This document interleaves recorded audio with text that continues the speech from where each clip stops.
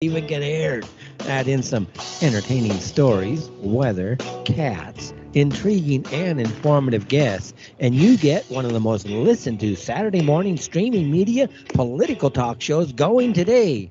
And it's all right here on our flagship station, Revolution Radio at freedomslips.com. So join me, the Fed, for Inside the Eye Live every Saturday morning at 10 o'clock a.m. Eastern. It is truly intelligent media for the politically aware.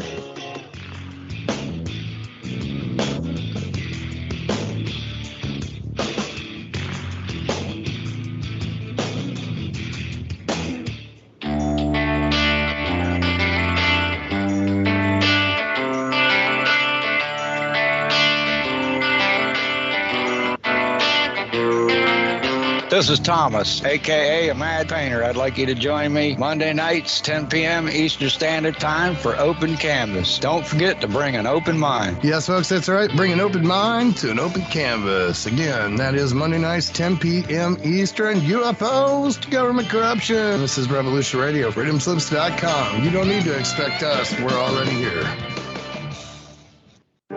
Many years from now, would you be willing to trade all the days from this day to that for one chance, just one chance, to come back here and tell our enemies that they may take our lives, but they'll never take our freedom?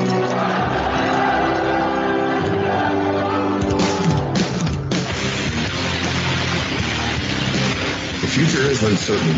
I know this. Death is inevitable. I know this. But one thing is certain, as free men, it is our right to live unencumbered and in peace. And those times are quickly drawing to an end. And in these times, peace is certainly an illusion, and as the chains grow tighter, our ability to slip those chains incrementally with every passing moment. Inaction is no longer an option. It's time to raise our voices like a cacophony of thunder and lightning and tell the masters no more. And this is Nighthawk, and I say, for myself, no more. Revolution Radio, freedomslips.com, because the freedom is slipping away.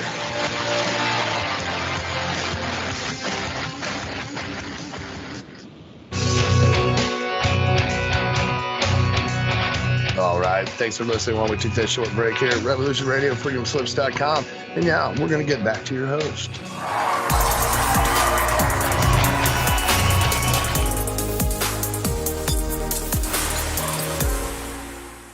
Host Robbie Davidson. We've got a real ranty show for you tonight, man. I was talking with Rob Skiba the other night, and I'm like, dude, we got a rant for the world because this needs to be said. So we're feeling charged up, and we want to get into such a degree of absolute insanity as far as what we're seeing in the world. Real quick, I just wanted to mention that we're down to, I think, 80 copies left. We were only doing 1,000 of the numbered and autographed versions of my book, Scientism Exposed. And we're going to be talking about the insanity of scientism because really, from 2015, we were on all these different topics, and I've been saying over and over and over again, guys, we're now seeing the magnification and just the level of the power and the authority that scientism has in this world. Like, I was warning about this for so long, saying, I don't think people understand the threat that scientism has.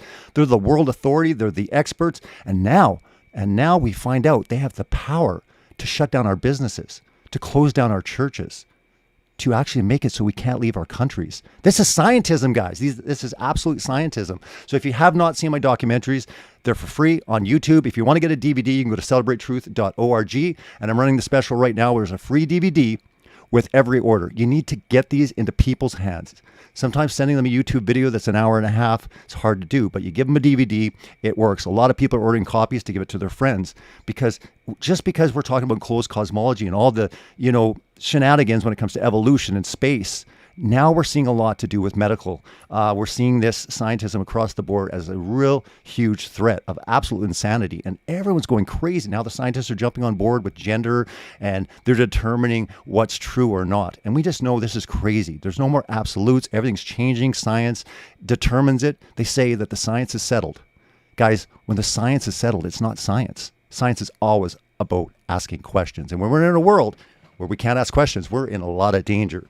Guys, we need to keep exposing scientism and the scientists because they are not the authorities. And good news is a lot of people are starting to wake up and they're starting to question, they're starting to investigate and say, hey, wait a minute, the data, the evidence, the empirical true empirical data is not supporting their hypothesis. Again, their theories, the science isn't settled. And this is what we're going to be talking about tonight, as well as all the absolute insanity that is going on in the world. So real quick, I want to bring on no stranger to Celebrate Truth Radio, done documentaries with them, met with him many times. He was headline keynote speaking at a lot of my conferences. It's a great pleasure to bring on a friend and powerful word truther in the space that we all call home.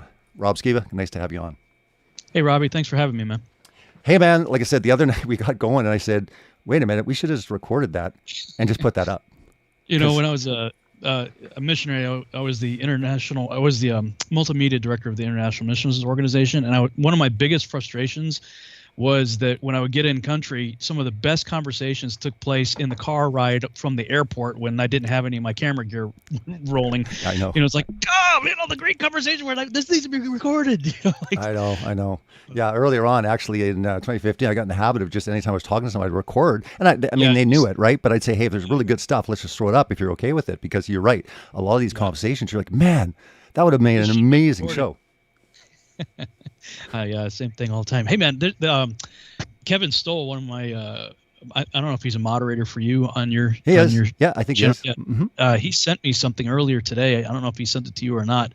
It was a video on Rumble, but the website was forbiddenknowledgetv.net. So if you go to forbiddenknowledgetv.net and then just do a search for Dr. David Martin, The Illusion of Knowledge. It was posted July 3rd of this year, 2021. Wow. I literally just finished watching it right when you texted me and said, hey, I'm getting ready to call you. Man, if you haven't seen it, you have got to I got to watch it. You have to send it to me for sure. I'll check that out. Yeah. We'll post it. We'll post it. Send me the link, and I'll make sure I have it in the show notes, in the description, because there'll be a lot of people listening to the show after the live is done, as my videos do a lot of views after the live as well. So let's make sure that we get that in the description so people can check it out. Go to Rumble and check out that video. I'll try to pull it up while we're chit-chatting here and then post it in the chat room. Well, I don't know. I mean, I titled this, obviously, you can see in the thumbnail, obviously, America Gone Crazy, but really it's America and the world, right? Because, again, there's some crazy stuff going on here in Canada. It's going on. I was talking to a good friend here in Moscow, and she told me that, she tried to go to the restaurant the other day, and even with a mask, she's not allowed in. And she said, soon they're going to be moving to public transportation, that masks aren't still going to be suffice. You're going to have a QR and all this kind of stuff. So, I mean, if you start looking around at everything we were talking before the show, there's just a list a mile long. And I just want to focus more on, because a lot of shows are going through, exposing this. A lot of people have heard this, but it's just like, I mean, getting into the just insane levels of like, do people not see how crazy this is? Like, do not even just a common person go, whoa, wait a minute. This is nuts. Like, this is absolutely insane what people are saying right now. And everyone's like just nodding their head and saying, yeah, that sounds cool. Let's just destroy all the statues, or let's teach everyone that just everyone's racist. And you're kind of like, but wait a minute, that's not true, right? They can't even define racism. I mean, critical race theory, there's a lot of, I guess, negative and depressing elements of it, but I still think sometimes you can look at it and go, wait a minute, like there's just so much craziness, and it just seems like it's just getting crazier and crazier, and hopefully it's going to get to a point where people are like, wait a minute, whoa, okay, that's too crazy. Like almost like moderate Democrats eventually are going to go, whoa, wait a minute. We didn't vote in this. We didn't vote in Marxism. Like we wanted a nice liberal, Democrat. But what they've got now, and I say this all the time, guys, you're not dealing with Republicans and Democrats. You're dealing with like patriots and conservatives versus Marxists and communists. Now, if you study anything to do with communists and Marxism, I mean, it's deadly. I mean, it is a whole new game. It's no more, we're going to talk about politics tonight, but like, it is not the same realm we're in. Most moderate Democrats are horrified probably if they understood exactly what was coming, and that's going to be enforced upon them. Yeah, I totally agree. So I don't know wherever you want to start, man, because there's just so much. I just want to rant. I mean, I want to make it a fun show and just rant. And, I know you can get fired up, and so can I. And I'll make no provision. I'll put it right in the title. Like, guys, you don't like rants, don't listen to this show. Yeah. Well, for me as a media guy myself, I'm realizing the enormous responsibility that we have as content producers, as people that are, passionate about media, to really step up our game. And to realize that, at least in my opinion, media is 100% responsible for all the craziness that we're seeing right now. Yeah. To the point where, a healthy boy with a functional penis doesn't even know that he's a boy. Correct. Like, really? Like, how did this happen? And media, at least in my mind, is 100% responsible. Now, there are other responsible parties as well, that have jacked up our food supply and jacked up our hormones and all kinds of other things. But Sure. really, for me, and this is the second presentation that I'm going to be giving at the Take on the World conference, is I've had a video out for a long time since I first started working on seed back in 2009, called "Why We Need to Be Culturally Relevant." But I'm going back to the drawing board and revamping. My presentation is going by the same title, but it's really turning into a whole new presentation. And real quick, let's plug that for people that aren't aware. Take on the World's happening. Take on the World 2021 is happening from August 20th to 22nd with the kickoff concert on the 19th. It's going to be in Ohio, 3 days, 3 stages, 30 speakers. It's going to be amazing. Go to totwconference.com. There's just a ton of speakers. It's going to be an amazing time. Look into tickets. I know that Chris Bailey was telling me that things are going along awesome. And like I said, Rob is going to be working on some incredible presentations for Take on the World this year. Kicking off, again, it's August 20th to 22nd, but you can go a day earlier. There's going to be a big kickoff concert there as well. So just wanted to get that in. Yeah, fantastic. There's a video series out there that I'm going to be borrowing different things from in the presentation. It's a YouTube. If you go on YouTube and just do a search for Digital Disconnect, and you'll see a playlist of about 10 videos on there.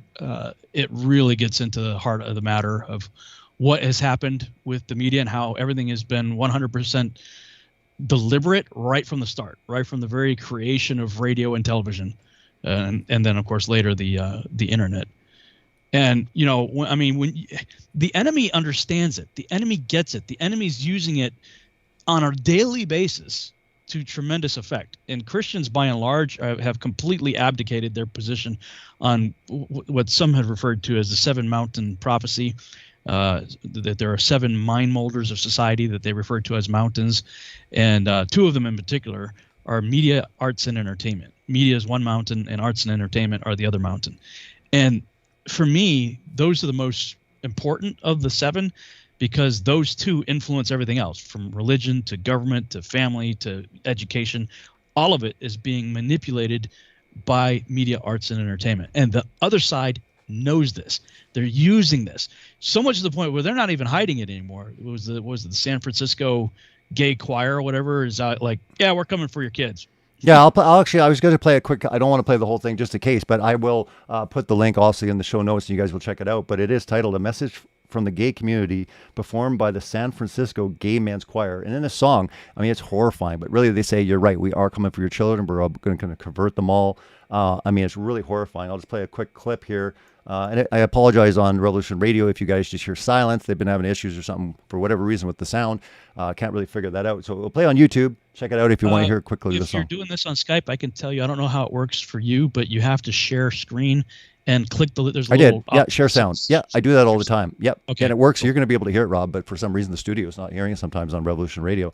But they hear it on YouTube. I'm just going to play a quick clip anyway, so it won't be silent for too long. But here it goes. You think we're sinful? You fight against our rights. You say we all lead lives you can't respect. But you're just frightened. You think that we'll corrupt your kids if our agenda goes unchecked. Funny, just this once, you're correct. We'll convert your children. Happens bit by bit, quietly and subtly, and you will barely notice it. So like there, just horrifying, right? Subtly, slowly, you're barely going to notice it. And again, it's like that, analogy, the frog in the pot. But really, if you actually think about it, well, people are like, hey, they just want equal rights. These guys just want equal rights. All they want to do is marry. You remember that? Remember that thing? They just want to be able to marry. You know what I'm saying, Rob? Yeah. And it's like, no, that wasn't it. They'll never be satisfied. They'll push for more and more and more and more. And they're talking about, like, guys, you were right. When you were warning that we're going to come for your children, they're basically at the point. And that's what I'm saying is we are in an insane world. America's gone crazy. The world's gone crazy to the point where they're fine with people just saying, hey, by the way, we're coming for your children. We're going to come and we're going to convert them. And people are like, yeah, and they're singing along. And I mean, it's going viral. And everyone's like, oh, isn't that a beautiful song? And they're going to be tolerant. They're going to be more loving. They're going to be more accepting. And guess what? They're going to start converting their brothers and sisters. And then eventually they're going to convert you. That's what the lyrics are in the song. And you're kind of like, wait a minute. Whoa. It's one thing if you want to do your own thing in your own bedroom and all that kind of stuff. But now you're saying, hey, we're coming for your children. So here's what I'm going to say on this podcast. We have to rant about it. Because the one thing that's off the table right now, where depraved sexual morality is off the table. But guess what? There's one thing that's remaining, as horrifying as it is, but there's one thing that's remaining that pretty much over the consensus of the world, they're pretty much disgusted with. But I'm telling you, they were disgusted with certain things along the line. And again, they've got to this point. But I'm saying pedophilia is next. And they are moving in a direction with legalizations and all these things, and that's what they're at. They're at the children. To me, it's horrifying. How can you not rant when you're like, this is okay? Governors, mayors, they're all nodding their head, and they're all like, yeah, you know what? Let's redefine love. Love can be, pretty much if you love anything, a tree. I mean, people are loving nature. Have you seen that craziness, Rob? Yeah. Where they're loving nature, like having sex with nature, with dirt and trees, and everyone's like, well, you know what? They're expressive. Who are you to judge? I'm like, no, they're nuts. They're mental. Something's wrong in their head. That's not right. There's a way to properly sin, but it's at a point now where it's abnormal. It's abnormal. I say this all the time, Rob. Like I'm saying, most men normally sin after women, right? Lusting, right? Right. But when you get into a realm where all of a sudden you're now lusting after another man, you're now sinning, or dirt. If you start sinning, you're lusting at that tree or that dirt. You're now at a point where you've actually got to a point where something switched in your brain. It's almost like God, and the verse in Romans 13 where he's like, I gave them over. It's like he short circuits something where he allows them to actually go to levels that is unbelievable. But yet now society is embracing all these levels of insanity. Well, they're doing so because media is telling them, yeah, it's cool. It's in all whatever your favorite show is. And I was doing some research last night because I've been hearing about that San Francisco thing for a while. Yeah, before I got banned from Facebook. If people are wondering why I'm not active, well, I can't do anything for 30 days, which has been great because it's 21 days to develop a habit. So it's actually helping me to develop a habit to not care about social media anymore. To not spend so much time on it. But anyway, last night when I was like, yeah, I'm going to look into this because I remember, seeing people talking about it before I got banned. And so I looked into that and it sent me down a bit of a rabbit trail. This is nothing new. There was a bunch of videos that populated on, YouTube gives you some suggestions when you look or when you're watching. Yeah. And on the right-hand side, it says, your children are not your children. Boston Gay Men's Chorus. And so I'm like, what? So I click on, this is back in 2014. And I found other stuff that goes back even further than that. So this is nothing new, but the YouTube channel is BGMC. I think that's Boston Gay Men's Choir. Mm-hmm. BGMC 1982 is the YouTube channel. Mm-hmm. And, I just watched a few of those videos. I'm like, wow. Like, this is a hardcore agenda. They are coming for your kids. And when you see a whole chorus, choir of gay men saying, yeah, your children are not your children, and they're stating their objective. We're coming for your children. This should make red flags go up for everybody. Correct. Yeah. But the problem is, so I started looking at, like, what is the gay population anyway? And numbers vary, but we're still in the most of the like Gallup polls and stuff like that I'm seeing they're in the roughly 10 to 12%. Which I think they're somewhat inflated to make it sound like there's a lot more. I think it is inflated too, and there are actually studies that have said that the numbers inflated. But the reason they're inflated, and when you ask just people on the street, how many people do you think are gay? The numbers go up to almost 30%. Yeah. When you just ask people, because there's this perception that it's a perception, absolutely, yeah. They're creating fourth person's gay. Everyone in every show you watch, you can never watch a show without the gay neighbor. Yeah, that's what I was getting to, is that the reason there's this perception and the reason why these numbers are increasing is directly correlated to the amount of it that is shown in mainstream media. And there's not a single show that you can watch these days that doesn't have it. Mm-hmm. And the reason is because these people understand that these mountains, these 7 mind molders of society, government, education, family, religion, business, arts and entertainment, media, they impact our culture, and they have set up shop on those mountains. They are ruling and reigning on those mountains. that these are the people that are executive producers. These are the people that are directors and writers and producers in Hollywood. This is why this agenda is in everything. Like even Star Trek, I could, when I first, look, after getting to biblical cosmology, you love space. You still love space. It's okay. I still enjoy. I do too, though. I think it's great. I think it's even better and more enjoyable when it's just all nonsense. It's not even like one day, we're going to go there too. It's just, this is all really cool, just absolute nonsense, sci-fi, fantasy. Well, fun. It's the fi part. Now we understand that the fiction, yeah, that it really is. So once you're like, okay, I can appreciate it for the fiction that it really is. But so when I first heard about a new Star Trek series, Discovery, I was like, oh, cool, a new series, right? Well, I mean, I don't know if you've seen it, but you get like 1 or 2 episodes in and you realize, okay, every male on this show is either gay or completely impotent and irrelevant to the storyline. Mm-hmm. It's a female-run universe now. Of course. Like every planet is ruled by a woman and every starship is commanded by a woman, and like the men are completely useless and or gay or both. Yeah. I'm like, no, wow. Everything's being flipped, dude. Like, I mean, I say this all the time. I really don't care. People call me a chauvinist all you want, but the fact of the matter is men were created in a leadership position and authority. Yes, men and women are equal in worth. But what I'm saying is, as far as their roles, they're absolutely polar opposite. God designed a very, very structured system. But again, Satan would want to flip it, right? He would want to demean the men. He would want the women to rise up. What's that verse, where it says that women and your children will rule you?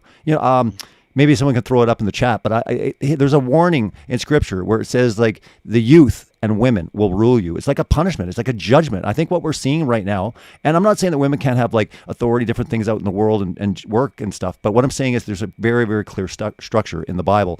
And I just think what you're seeing right now, and here's case in point. When you watch a show and you see a woman ordering a man around, no, you get in here right now. No, it's time to go to bed. Everyone's laughing, having a good time. Ha, ha, ha. Now flip the switch. Flip that around and see who's laughing. Right? Why is it so much funny when a woman's abusing a man, right? Left, right, and center, where it's emotional, physical, it doesn't matter. But if you flipped it, abuse, like they'd just be crying. So what I'm saying is society has changed to a point where it's okay on one direction, but it's not okay on the other direction. But they've been undermining men forever. I mean, Satan did it right from the Garden of Eden. Yeah, for sure. I mean, you talk about the world going insane. I think somebody who's got a good pulse on this, I don't know if he's a Christian or not. He certainly affirms Christian values, and takes a stand for Christian values and stuff like that. I don't know if he's Christian or not, but he does all these satire videos. JP Sears. I love him. Yeah, he's great because he can get truth out there in a comedy way. Yeah, he's genius. This is what I'm going to be talking about in my presentation. Is like, look, guys, we have a window. I don't know how much longer this window is going to be open, but we have a window to make an impact. You don't have to create a TV series like I'm trying to do. You could just create a YouTube channel, get creative. He openly mocks the insanity of this world and shows it exactly what it is, but he does it in a very funny and satirical way. But he did one, trans athlete to compete in the women's weightlifting competition there. Yeah. Which you probably heard about, and he did one on Victoria's Secret and how everything is being flipped, like totally. But he was saying how this athlete, he was showing how I think the guy's like 43 years old or something and whatever. But for like 30 something years of his life, he competed in competitions, as a male weightlifter. Then all of a sudden he decides, well, no, I'm a female, so he starts winning female competitions. Yeah. It's like that's where we need to rant, because like, are you kidding me? How do you think it's going to go when all biological males are competing in women's sports? I mean, first of all, let's just talk about the tragic nature that all women, all your girls growing up will never get scholarships. Think of this esteem. Where are the feminists? Where are the feminists?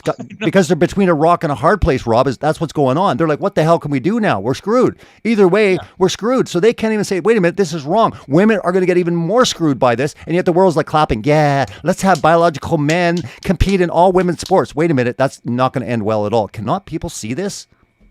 This is what boggles my mind, is like, how can they, but this is where I'm understanding the power of media, is because it literally is designed to be mind control. And if you've ever how's UFC going to go? How's boxing going to go? Can you imagine? Like, it's just going to be crazy.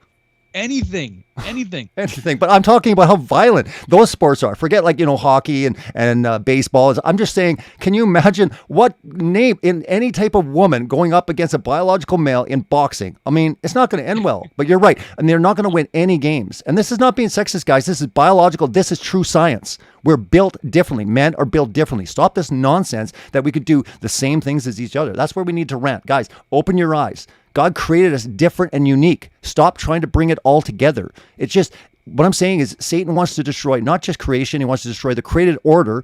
And now he's all about destroying, like I said, black is white, white is black.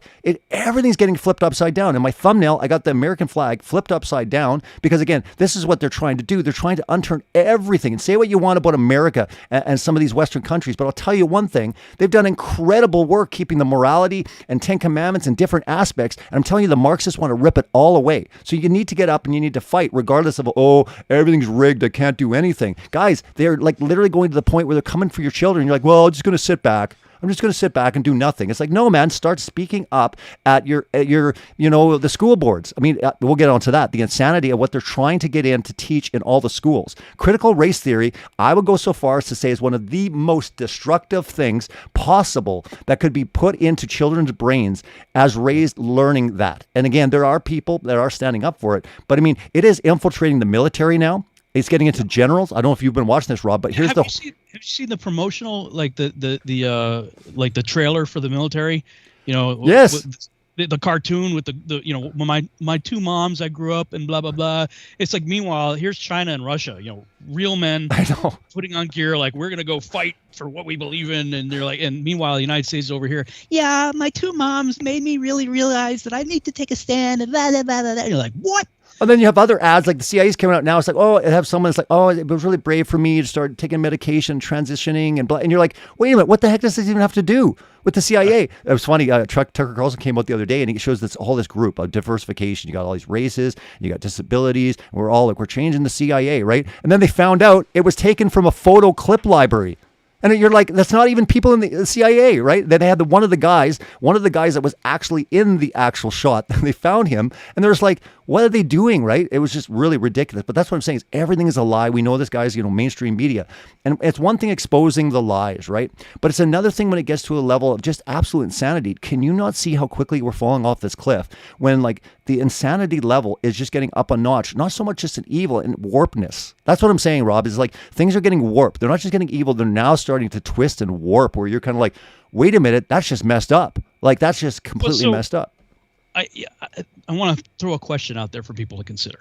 Sure. And you and I have talked about this before. All my hope and trust and faith is not in Donald Trump. Sure. Not now, and it wasn't in the good. past either. Yeah, good. My only contention before was that I knew that regardless, he's a billion times better than I'm not even going to use the word I was going to say, that we have in the office right now. Like, that was my thing. I'm like, you don't think Biden's a great, powerful leader and that he can, like, articulate his thoughts and he actually knows what place he's actually in while he's there? Rob, are you actually saying that you don't think that he's completely competent to, like, rule the world? Did you see him when he was representing America, and he was forgetting names? And I mean, dude, like, honestly, it's getting embarrassing. The other countries are kind of like, what? I'm trying to say is why I believe everything's a scam. I believe that our presidents are selected. I get all that. Look, I wrote books on it. I've been on the speaking circuit for a decade talking about it. But there was something different about Trump that, I agree. Everybody that is in those circles of influence in government was against him. And when it was all a show, Rob. It was just all a show. Yeah, he was playing a part as an actor, and I understand the argument. But when you got people like George Soros saying that the outcome of this election will determine the fate of the world, and how they pulled every stop imaginable to trash this guy and to get him out and to get Biden in, like, if that doesn't, this guy is the definition of a puppet. Goodness, yeah. And one that is deteriorating at that, and that's what I see the difference with Trump is they couldn't control him. He's a puppet with notes. Do you actually notice that he's a puppet with notes? Like, when a question comes, he's like, I gotta look for my notes. Here's the funny thing, Rob. You wait to laugh at this, right? He had notes in both pockets, just in case he went to the wrong pocket. Any pocket he went for, they had notes for the guy. Like, does that not tell you something? They're like, oh crap, what if he forgets his pocket? I got an idea. What's the idea? Put it in both pockets. So if he does go into the wrong pocket, he's still going to get those notes. Oh, smart. Let's put notes in all his pockets. Yeah. So here's the question that I was going to put forward. Do you think America has been taken over by our enemies? Now, Trump was all about America first, and he was pulling out of all these nationalist things, you know, and the WHO and all this stuff. He was pulling us out of all those things and saying, he gave the finger to the UN, is what he did. Yeah, he did. He launched a shot across the bow there, in his first speech. But now they have the ultimate yes men there, and the way it looks to me is like, look, I mean, if we're playing chess or if we're playing some kind of strategic battle game, right? What better way to destroy a powerful enemy than to get them to destroy themselves? And so rather than having to launch missiles or planes or anything else against this country, they put a puppet in there and they set up an entire establishment that is specifically designed to undermine the strength of this country such that we just simply destroy ourselves. What are your thoughts on that? I mean, as far as everything that's concerned with everything that's going on, I'm 100% in the camp that I'm like, listen, I'm not convinced that Trump at all is 100%. You know what I mean? As far as this puppet. No, we've talked about this before. And I know I was like, guys, you can't see it. And it's fine. They can say whatever the hell they want. The fact of the matter is, I'm gonna basically prove the fact that they're wrong. Now, if you wanted to corral 80 million people into complete deception, you would give the guy a platform, okay? You would not take him off all access of communicating. If you want to basically run him and he is a puppet, think of how power you could do with these 80 million people that voted for him. And I mean, heck, he could just start coming up. They could say, hey, Trump, all this stuff, after all, you kind of did this hype drive thing. Why don't you just start, saying, hey, guys, vaccine's safe. I did it. Everyone did it. Melania, love it. Love it. We love it. You guys are going to love it. It's great. I created it. All I'm saying is, those people, he could get another maybe 30% vaccinated if Trump just came out and they used it, they put him on these shows. But again, they're not doing that, right? So it makes no logical sense if he's a puppet and he's just there just to create this narrative. It makes no sense. I said to people, you're going to know because when Trump is long gone and he's quote unquote done his job, if he's a puppet, why are they still coming for him and all his family? They're vicious, man. They're like vipers. They're going after him and everyone that was around him because Marxists and communists, they don't forgive and they don't forget. And they keep coming and coming and coming. There is no doubt in my mind, 110%, when you have the Pope has never spoke out about any other U.S. president ever in the history of the world. Guess who he spoke out against? Trump. Okay? Guys, open your eyes, man. I say this all the time. Sometimes, and again, we're not always right. And that's fine. We can admit when we're wrong. But I'll tell you one thing. Sometimes you take too many red pills and you overdose. All right? And sometimes you got to balance it a bit. You got to be like, whoa. I'm maybe taking a little too many red pills. Maybe I need to just kind of clear that off for a bit, take a break from even truthing and get a perspective because it's bad to be in the world too long. It's bad to be in truther stuff too long because you only get one perspective. You got to take a step back and you got to see the bigger picture here. But again, you're seeing such insane levels of opposition when it comes to Trump. So again, I just say at the end of the day, guys, would you want someone like Trump? Because here's the reality. Everyone shouted he's Hitler. He's a dictator. Guys, look around. If you don't see dictatorial type actions that have taken place since Trump left. Oh, come on. I mean, look, the ministry that I was a part of, they specialized in restricted access countries. It's just what it sounds like. Countries that have restrictions to, getting in there and doing stuff because they are communist, former communist, Buddhist, Hindu, Muslim. These are very oppressive countries that we're going in. Okay, whenever a country is ruled by a dictator, a fascist, or what have you, they don't just take opposition; they obliterate opposition. Right? They don't get banned. They don't get blocked. They don't get silenced. They are the ones that do the banning, blocking, and silencing. Hello, like pick up a history book. Like there's all this. Last year was all anti-fascism, right? Well, we're 100% into it now. Yeah. Like I could talk about anything before. Right, prior to 2019, I could pretty much talk about anything. Yep. Read my first book. Like it's not like I'm all Republican. Like I spent most of my time blasting Republicans because I was blasting the Bush administration and 9/11 being an inside job and the Patriot Act and all that kind of stuff. So don't say that I'm playing partisan politics here because I'm just as against both of them. Yeah. Right. But I was free to do so. I could talk about just about anything. Yeah. prior to 2019. Now I say hello wrong and I'm banned for 30 days. All the people that think Trump just, he's just the other side, all that. If you actually gave them a vote and said, okay, but be honest, okay, regardless, okay, we'll go with that. Would you rather Trump back right now, or let's go with the trajectory with the whole Biden and Harris administration? Because the reality is, guys, that Harris is the real, true first woman president. They don't give a rip about Biden. So that's a new level of insanity, and we'll talk about her in a second. But what I'm saying is, regardless, you have to vote for someone or you're going to die, and you can say, oh, I'll take the bullet. But regardless, Trump 100%, because at least you're getting, like you said before, America first. And look, we're not doing mandates, and we're doing this, and say whatever you want about all these other things. And we're not going to focus on Trump because obviously it's all polarizing, and I could care less about that. But the reality is, guys, you're dealing with communist Marxists, and Trump is not one of them. And again, when he was, I'll tell you one thing 100% that Trump was in right now, there'd be no critical race theory across America, period. So at least say one thing, he would delay the inevitable. If it was coming in the future, he would at least slow it down. Can we all agree that he would slow it down? Because he was all about kind of pushing back on that kind of stuff and saying that no way is critical race theory going to be mandated in public education. So that alone is huge. How about pro-life, guys? How about for the very reason of all things, just to vote for Trump, that he would actually save and actually help human life, the most vulnerable? I'm sick and tired of people, Rob, all the time carrying on like idiots sometimes, where you're like, listen, man, do you know how many millions of babies? There's like a Holocaust happening. It's like, well, I'm not going to do anything. It's like, guys, there's lives that are being saved. There is still good going on in the world. Stop actually overdosing on red pills. You're actually frying your brain. Yeah, people are going on in the chat room. Trump is a Zionist. He's a that. No hide laws and stuff like that. Regardless. There's some major overdosing on. Well, on in the meantime, then get involved locally. And we can talk about that real quick, because I'll tell you one thing. They're coming for your children. They're coming for you locally. And the local is the last line of defense. And speaking of which we'll move on to, is the last line of defense in this whole fight are the local police. And I'll tell you one thing, this whole new level of actually hating on, killing, and actually having governments sitting there saying, yeah, maybe we have to take down the police. If you not think that is evil, who do you think is going to replace the local police if they get rid of the police? Oh, yeah. Well, I mean, we're in Obama's third administration right now. This is his third term.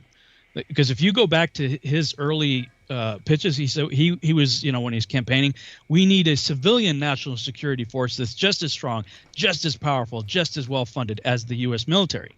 That was his whole mantra. Yeah. And that's what this is going to, is like, get rid of your local police who, you have a relationship, the guy, you have coffee with him at Starbucks or whatever, he goes to your church, get rid of your local guy that knows you and that and then bring in a civilian national security force. Can you spell Gestapo? 100%. I mean, if anything, I'll tell you one thing with Trump, I get some good laughs. He's got some zingers. I mean, we're not going to see that much with presidents. I like the humor.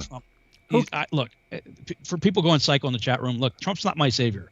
And I'm not like Trump 2024 either. That's but we shouldn't have to be defensive, honestly. Like, that's the whole, here's the thing here, Rob, and another thing. Sometimes we get platforms of people, and pretty soon, as we're watching, the best thing to do is shut down the chat and not even interact, because we can have a conversation. But the minute you start seeing it, you start by getting into defensive mode, right? And that's the wrong thing that you need to do, because at that point, you become more of a follower than a leader. Regardless what people are saying, you don't start swaying and getting defensive. If you feel something, just say it, right? So I'm at a point where I don't care. This is how I feel. And regardless if I'm wrong, oh well, so what? It doesn't matter. At the end of the day, I'm saying I would rather Trump back in a heartbeat right now in America, where he says, oh yeah, whoa, critical race theory, yeah, I'm basically stopping that. Okay, I'm going to do this. I'm throwing this in. It'd be a heck of a lot better than where we're heading. I'm actually getting to a point where I'm massively concerned. I don't think people really understand the implications of what's coming.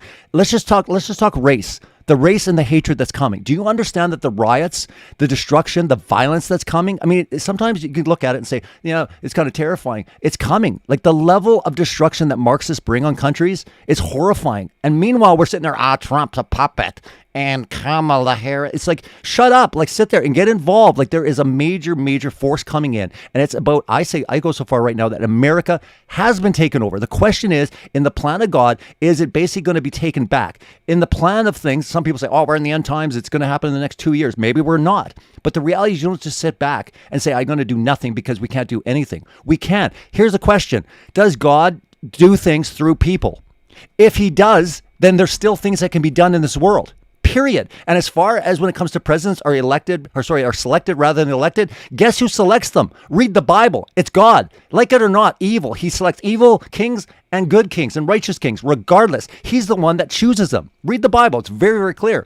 Anyone who wants to debate that, we'll do another show. But the fact is, it's biblical, right? So again, this whole idea where everyone's talking about it, God has an overarching plan in place, and his people are sitting around going, we're going to do nothing. He works through his people. He speaks through his people. The minute you shut up and stop talking anymore, or you don't do anything, then you're kind of like, that's exactly what Satan wants. He wants you to feel defeated, because understand that God changes the world through his people.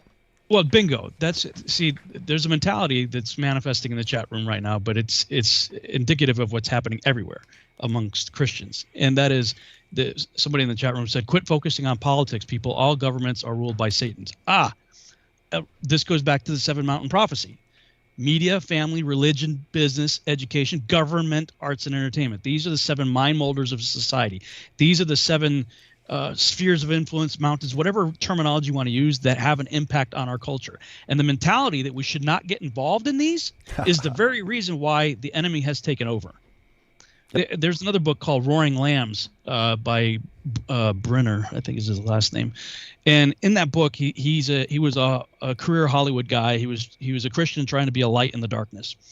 And there's a mentality around that Christians have that we shouldn't have anything to do with any of this stuff. And he said, with this mentality, we have abdicated our position of influence on the world. We are completely irrelevant because we're so heavenly minded. We're no earthly good, right? Mm-hmm. That we're like, we shouldn't be. Look, we're here. We are supposed to be salt and light. We are supposed to be actively involved. I forget who said this quote, but the only thing necessary for evil to prevail, for good men to do nothing. Correct. To stop it. Uh-huh. And when Christians are all like, we shouldn't be involved in government, we shouldn't be involved in the entertainment industry, we shouldn't be involved in pick a topic. Well, the world's not saying that. Yep. The enemy's not saying that. The world's saying, we need to set up shop. We need to get the children. So everything that they do is designed to firmly plant themselves into these spheres of influence, into these mountains, take charge, and make an influence on the next generation. Because they all know if we can get the kids, then we can, this current generation is going to be dead, 20, 30 years. Yeah. But these kids, if we get these kids, at a young age, then we have them. Yeah. I look at it like as a wake-up call. They have the attitude that we shouldn't focus on any of these things. They have the attitude we have to focus on these things because we have to move forward our agenda. And if we as Christians believe that this message of the gospel should be taken to all the world first. I'm going to rant a little bit here. Awesome. That's what I like. Go for it. People are like, we should can't wait for Christ to return. We know the end, right? We read the book. Well, you know what? Nothing says that Nineveh has to be destroyed on our watch. If we are supposed to be kings and priests and prophets, then our job is to get Nineveh to repent, to stay the judgment, right? Nineveh got, I forgot how many more years because, the prophet did what he was told, right? Yep. What was it, Jonah? Jonah didn't want to go. He's like, I know you, God. If I go there, they're going to repent, and you're going to give them a second chance. He's like, I'm not going. Well, takes a little detour in the fish, gets spit up, and guess what he does? He does what he was supposed to do in the first place. And then Nineveh repents, and then he's all upset. See, I told you that's what you were going to do, and God has to rebuke him for that. It's a very interesting book there, right? Nothing says yes, we all know the end time's going to happen. We get it. Nothing says it has to happen on our watch. That's my whole thing. Is like the only reason that Christ is coming back to burn this place is because we failed. The only reason God flooded the earth with a flood is because the world didn't heed the warnings of Noah when he preached for 120 years. It only took him 5 years to build the ark. 5 years to build the ark. For 115 years, he was preaching, hey guys, this genetic manipulation you're doing, you better knock it off. It's really ticking God off. You better stop it. Nobody listened. He failed. God had to wipe the whole world out with a flood because that was the only choice he had to preserve the things that he created and called good. That was, if he didn't step in, if God didn't step in and wipe out the whole world and said the whole earth and all flesh had become corrupted, and the result of all flesh becoming corrupted through genetic manipulation was violence and evil continually. That was the byproduct of it. And if he didn't put an end to it, it would have destroyed everything. And Jesus said the same thing. And the last days would be like the days of Noah. And he said, except those days be shortened, no flesh would be saved. If we continue on the path of genetic manipulation and everything that's going on, then he's got no other choice but to come and say, okay, kids, time to break it up.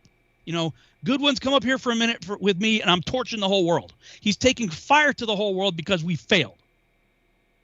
It's not that he's like, well, here's a bullet point. Bullet point, this is going to happen, this is going to happen, and then I'm going to have this thing called the end of the world. Yeah, let's just wipe out everything else because it's on my bullet point list of things to do. Mm-hmm. He knows it's the ultimate end, that when evil's allowed to run amok, he's going to have to step in and take charge. But it says, this message of the kingdom must be preached in all the world first, and then the end shall come. When I was in the foreign mission field, I've only been out of that since 2010. The current statistics were about 5 billion people still didn't know Christ. 5 billion people still didn't know Christ. How are we doing it? This message of the gospel must be preached to all the world first before the end shall come. So if you're waiting for the end to come, you better get busy. Yeah. The whole world needs to get the gospel first. Yeah. And then the end shall come. And we're not going to be able to get the message out to the whole world if we're having this attitude, well, we shouldn't be focused on government or education or arts and entertainment or media and all the things that actually have an influence on our culture. We are going to become completely and totally culturally irrelevant, and that message will not go out anywhere beyond the pew of the seat that you're warming with your butt. Amen. Yeah. No, 100%. I mean, I've been saying this a lot, on my shows, and I say this one question. I say, do you think, or do most people, I'll put this question out there, most people think that America should be judged, reprimanded, or even a wake-up call? And if the answer is yes, how would he do it? I'm telling you, to put a jolt in a lot of people's system, maybe look around and see what's going on in the world right now. I'm sorry, but that's jolting quite a few. Maybe the ones that already woke up, maybe the ones that are standing, on side for righteousness and stuff. But more and more people, the good news is here that a lot more people are stepping back. We can talk about all this stuff.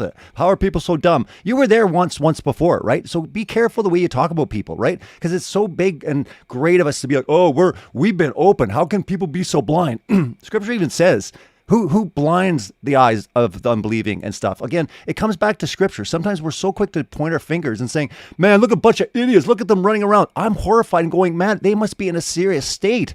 We should be looking at them and loving on them and taking care of them because they're so blind. They're so blind that when it comes to be like, hi, I'm a boy, and it's a girl, you're kind of like, wait a minute, what the hell's wrong? They don't see that this is not right, even biological. Getting back to science, they say science, science, science, and yet they're going, but scientifically, well, you know what? We don't really know. So I'm going, this is crazy. This is seriously at a serious level. And I look at it like it's a jolt to the system. Maybe God's going, whoa, are you going to rise up now? You are lazy. You're apathetic. And quite honestly, the church and Christians have been just absolutely horrible. And me included. We have not actually rose to the occasion and been ambassadors for Christ in this world. We have not been the light and we have not been the salt to the degree that probably God wanted.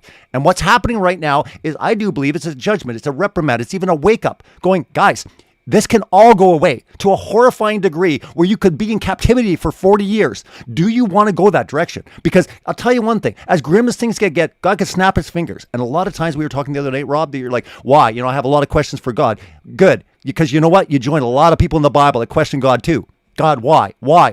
You know what? When you're at that point, when you're like, why? And you're struggling with them, that's where things get real. And now he's like, good, I got your attention, don't I? All right, now what are you going to do, right? I want you to go out there, Rob. I want you to be ambassadors for me. I want you to be bold. I don't want you to sit around going, oh, I can't do anything.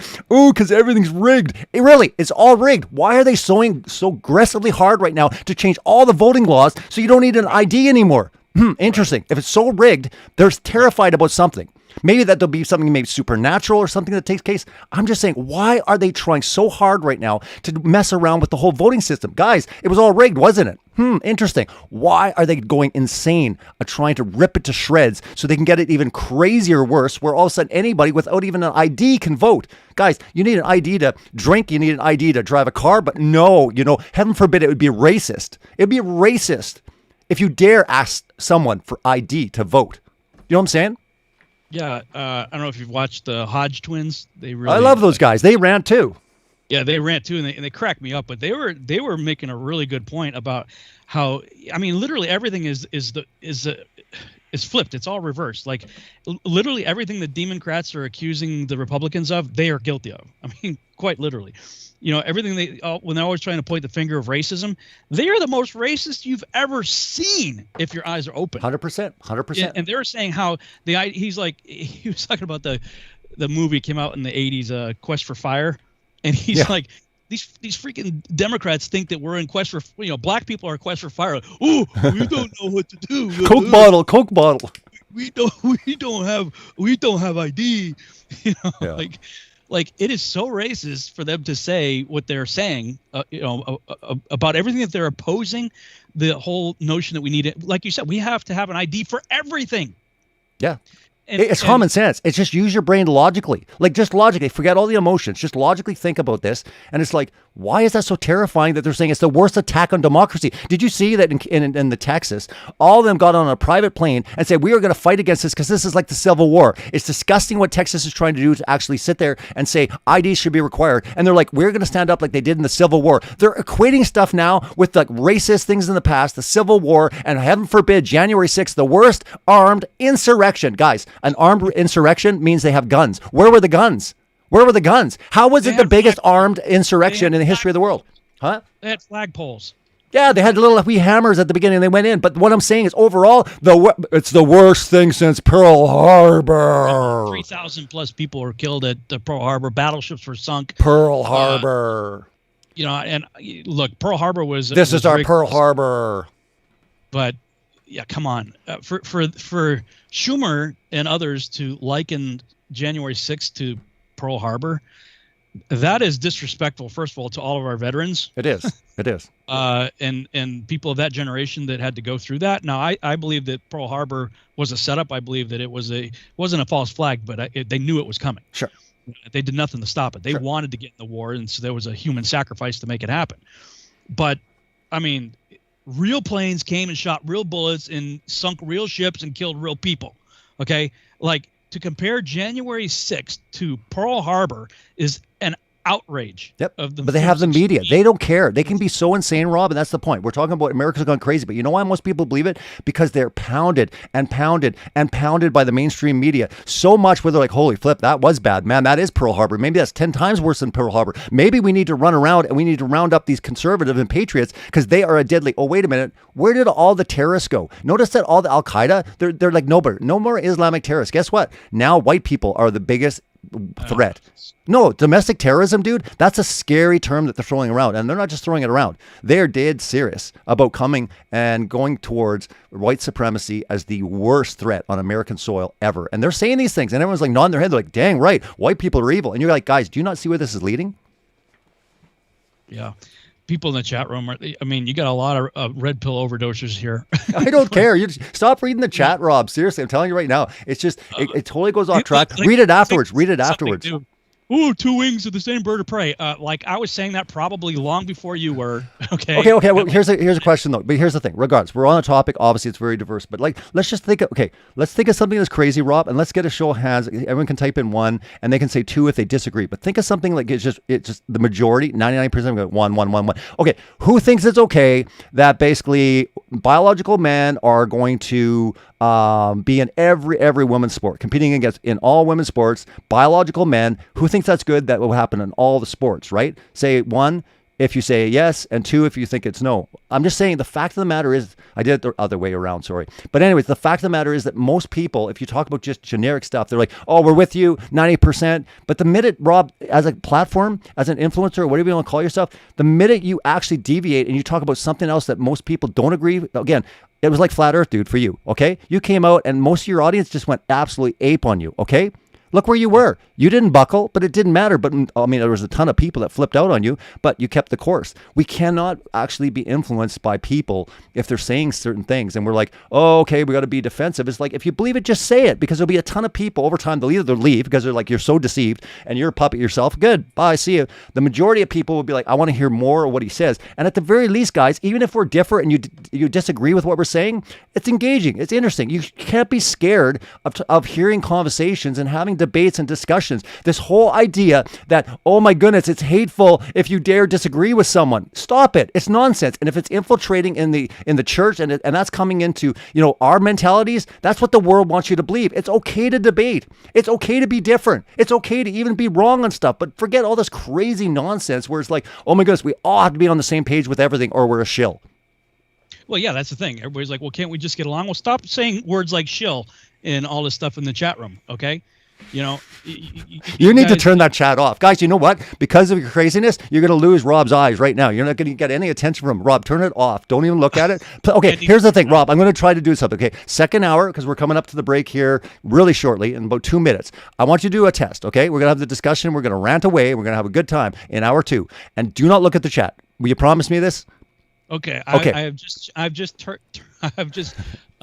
Okay, you can go back and look at it, and you can get their attention later if you're intrigued, and you'll be able to see it. It's all there. But what I'm saying is, let's just try a test, and I'm going to show you how the conversation goes and how we just flow and you just feel good rather than constantly seeing what people are saying. Because the minute you see, I know you're like this on Facebook, man. You've got like 99% of people loving you, and then one person says, "Rob, you're an idiot," and you're like, "Frick, why did that guy say I'm an idiot?" And then you start in on him, right? And you're kind of like, dude, like, do you not realize that the majority of people love you? Like I know, but the vocal minority always seems so loud that it's like, okay, we're right back to the LGBT thing. Do you know that the transgender, it represents like not even a percent? It's like 0.2%. Get this. How does a 0.2% of the world's population have so much power to change laws? Here's the reason, because it's spiritual. Because it's spiritual. Well, it's not just spiritual. They also have set up shop in the mind molders of society. They are the ones that are the executive producers, writer, directors of all the media content that is brainwashing the masses. People again, I'm referring to the chat room, but this is what happens in life. People are saying Christians shouldn't be involved in government. Well, if we're not involved in government, who do you think is going to be?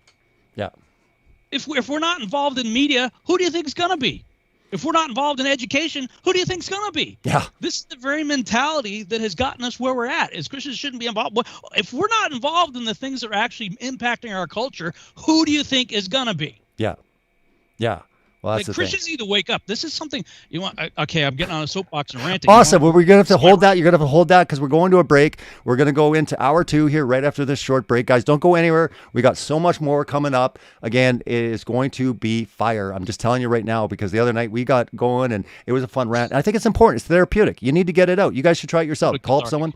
It is therapeutic, right? Get it out of your system. You guys should try it. Call up someone and just start ranting and just get to a point where you're like, man, I just feel good. I just got it all out. You know what? It doesn't matter what you say, but I think sometimes we just need that. We need that release because it's building up. It's building up. It's building up. And you're kind of like, wait a minute, I just need to rant, right? It's just like, this is crazy. The stuff that's going on. We could talk for hours and hours and hours about so many aspects of America and the world. And again, the New World Order's agenda. And I mean, we're seeing it play out in front of our eyes. We truly are. We are actually witnessing it. We are part of the generation. We have been chosen to be that generation that we see the levels of insanity like this. And people say, well, history, it happened like that. Guys, there's certain things that aren't documented in history. And one of the things I find very peculiar, there was sexual immorality, there was gay, there was lesbian, all this kind of stuff. But it's very rare when it came to societies where boys, they would say, if they felt like a girl one day, they would be a girl. And vice versa. That has never been recorded in history. So we might be dealing, and again, that's where I start believing. Maybe we are really close to the end times. I personally, have different views on that, but that starts getting me go, wait a minute. We're now starting to see a level of insanity and depravity that probably didn't even happen in Sodom and Gomorrah because there's no recorded instance of any society where society would embrace a man that just says, today, I feel like a woman. I feel like a woman inside. Do you get where I'm going, Rob? That's what I'm saying. That's never ever. Yes, there's been bestiality. Yes, there's been homosexuality. Yes, there's been all these things. And I'm not saying we should even hate on it. We can hate the actions of people like a murderer, but we shouldn't hate the murderer. We have to love people and keep in mind that just because we're disagreeing and we're talking about this, people that are tuning in, I do not advocate at all. You should have no hate in your heart because if you have hate in your heart, again, you're doing it wrong and it's the wrong thing to do. So I just think that that's really important to understand with all our discussions, but we are dealing with a different level. Yes, Marxists and communists and all this stuff, it's taken place, but the level of insanity where a man can say, guy, I feel like a woman today, so I'm going to walk into the woman's washroom, and that's okay with society, and they're going to write laws, that's wrong. That's wrong. So stay tuned. We got so much more in hour 2. Don't go anywhere. Get your popcorn. It's going to be a great show.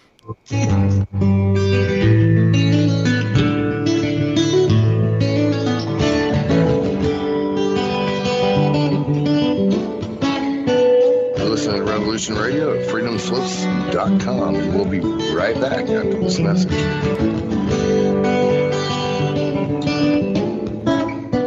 Be evasive, but that doesn't mean that they're telling the truth as opposed to fiction.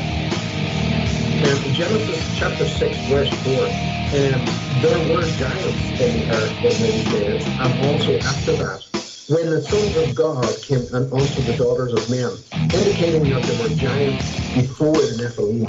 And sons of God, plural. They weren't talking about Jesus coming down. No, that's right. Yeah. Uh-huh. I'm Steve Crawford, host of Factor Theory Live. Join me every Sunday night from 10 p.m. till midnight Eastern Standard Time on Revolution Radio at freedomslips.com. Check it out.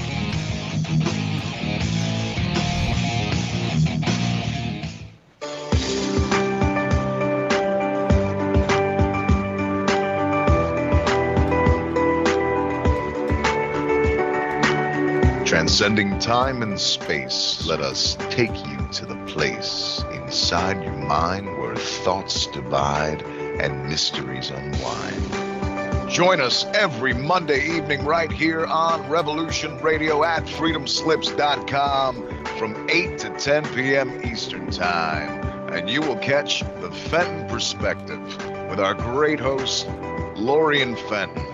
Come listen in as she shares her amazing stories from the past to present, along with all of her guest secrets to the future. That's the Fenton Perspective every Monday evening right here from 8 to 10 p.m. Eastern Time, only on Revolution Radio.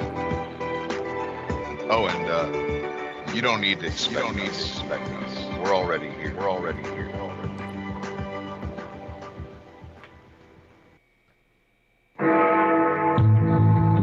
Galactic Interstellar Council on Revolution Radio Studio A, Fridays at 2 p.m. Eastern. Join us as we traverse the starseed paradigm, as expressed in the time-space continuum that we know as the divine expression of love and light. Integrating this conscious unity into the galactic paradigm. So welcome all, both terrestrial beings and galactic beings as one. So be it. You're listening to Revolution Radio.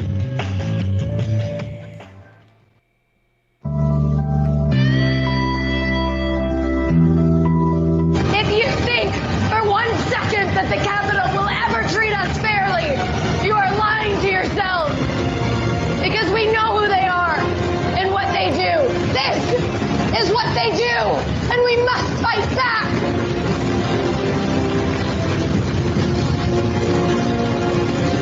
You can torture us and bomb us. Fire is catching. And if we burn, you burn with us. Good evening.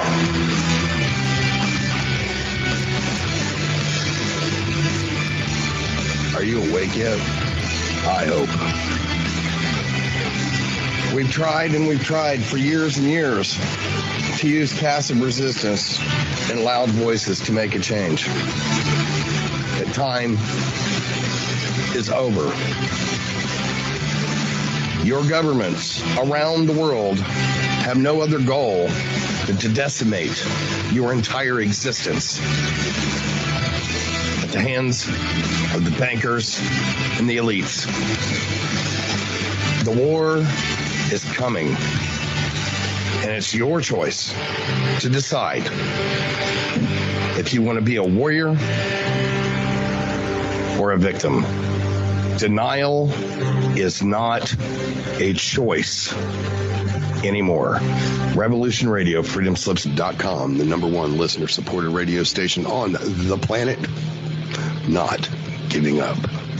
Revolution Radio.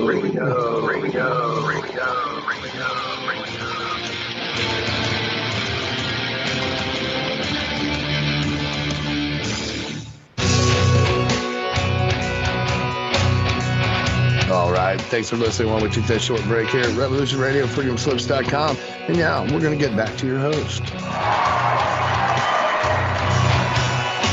Welcome back to Hour 2. This is Celebrate Truth Radio. I'm your host, Robbie Davidson, and my special guest this evening is friend Rob Skiba, and it's been good because a lot of people have been missing you on social media with your 30-day ban on Facebook.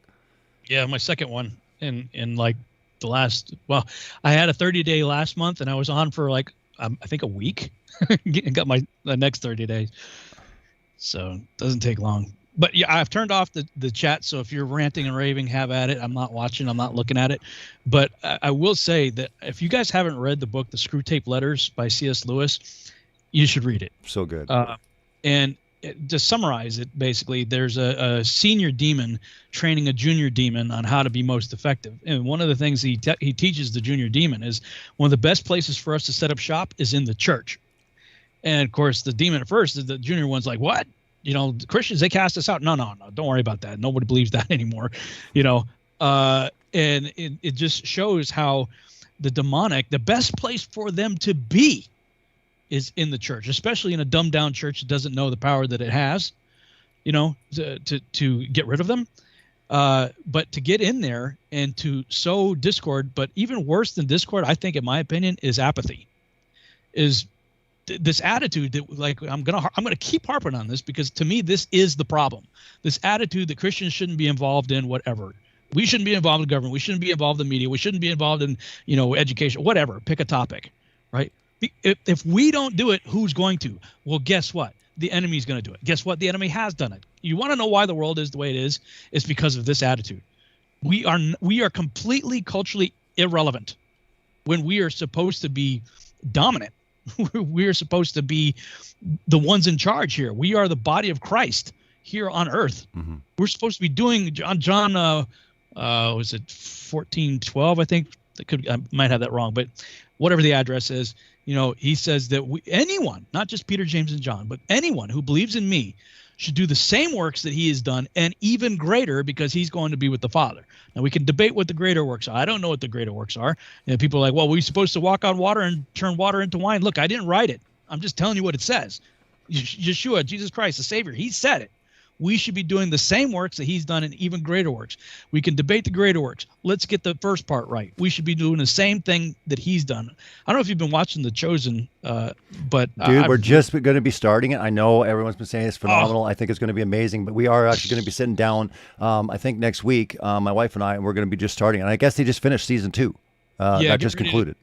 I don't believe I made it through one episode without shedding a tear. No, trust me. I've watched shows. Trust me. I have no problem admitting that. I mean, if you don't get emotional when it comes to, you know, what Christ did for us, something's wrong. And you're probably not a believer, in my opinion. I go so far as saying there might be something wrong because it is so powerful. And if you cry for less in life, if you're a man or a woman and you've cried for something else and you don't cry at just the tears of joy at the very least, something's wrong, in my opinion. The writers get it. Speaking like real quick on just their method of delivery, wasn't that brilliant?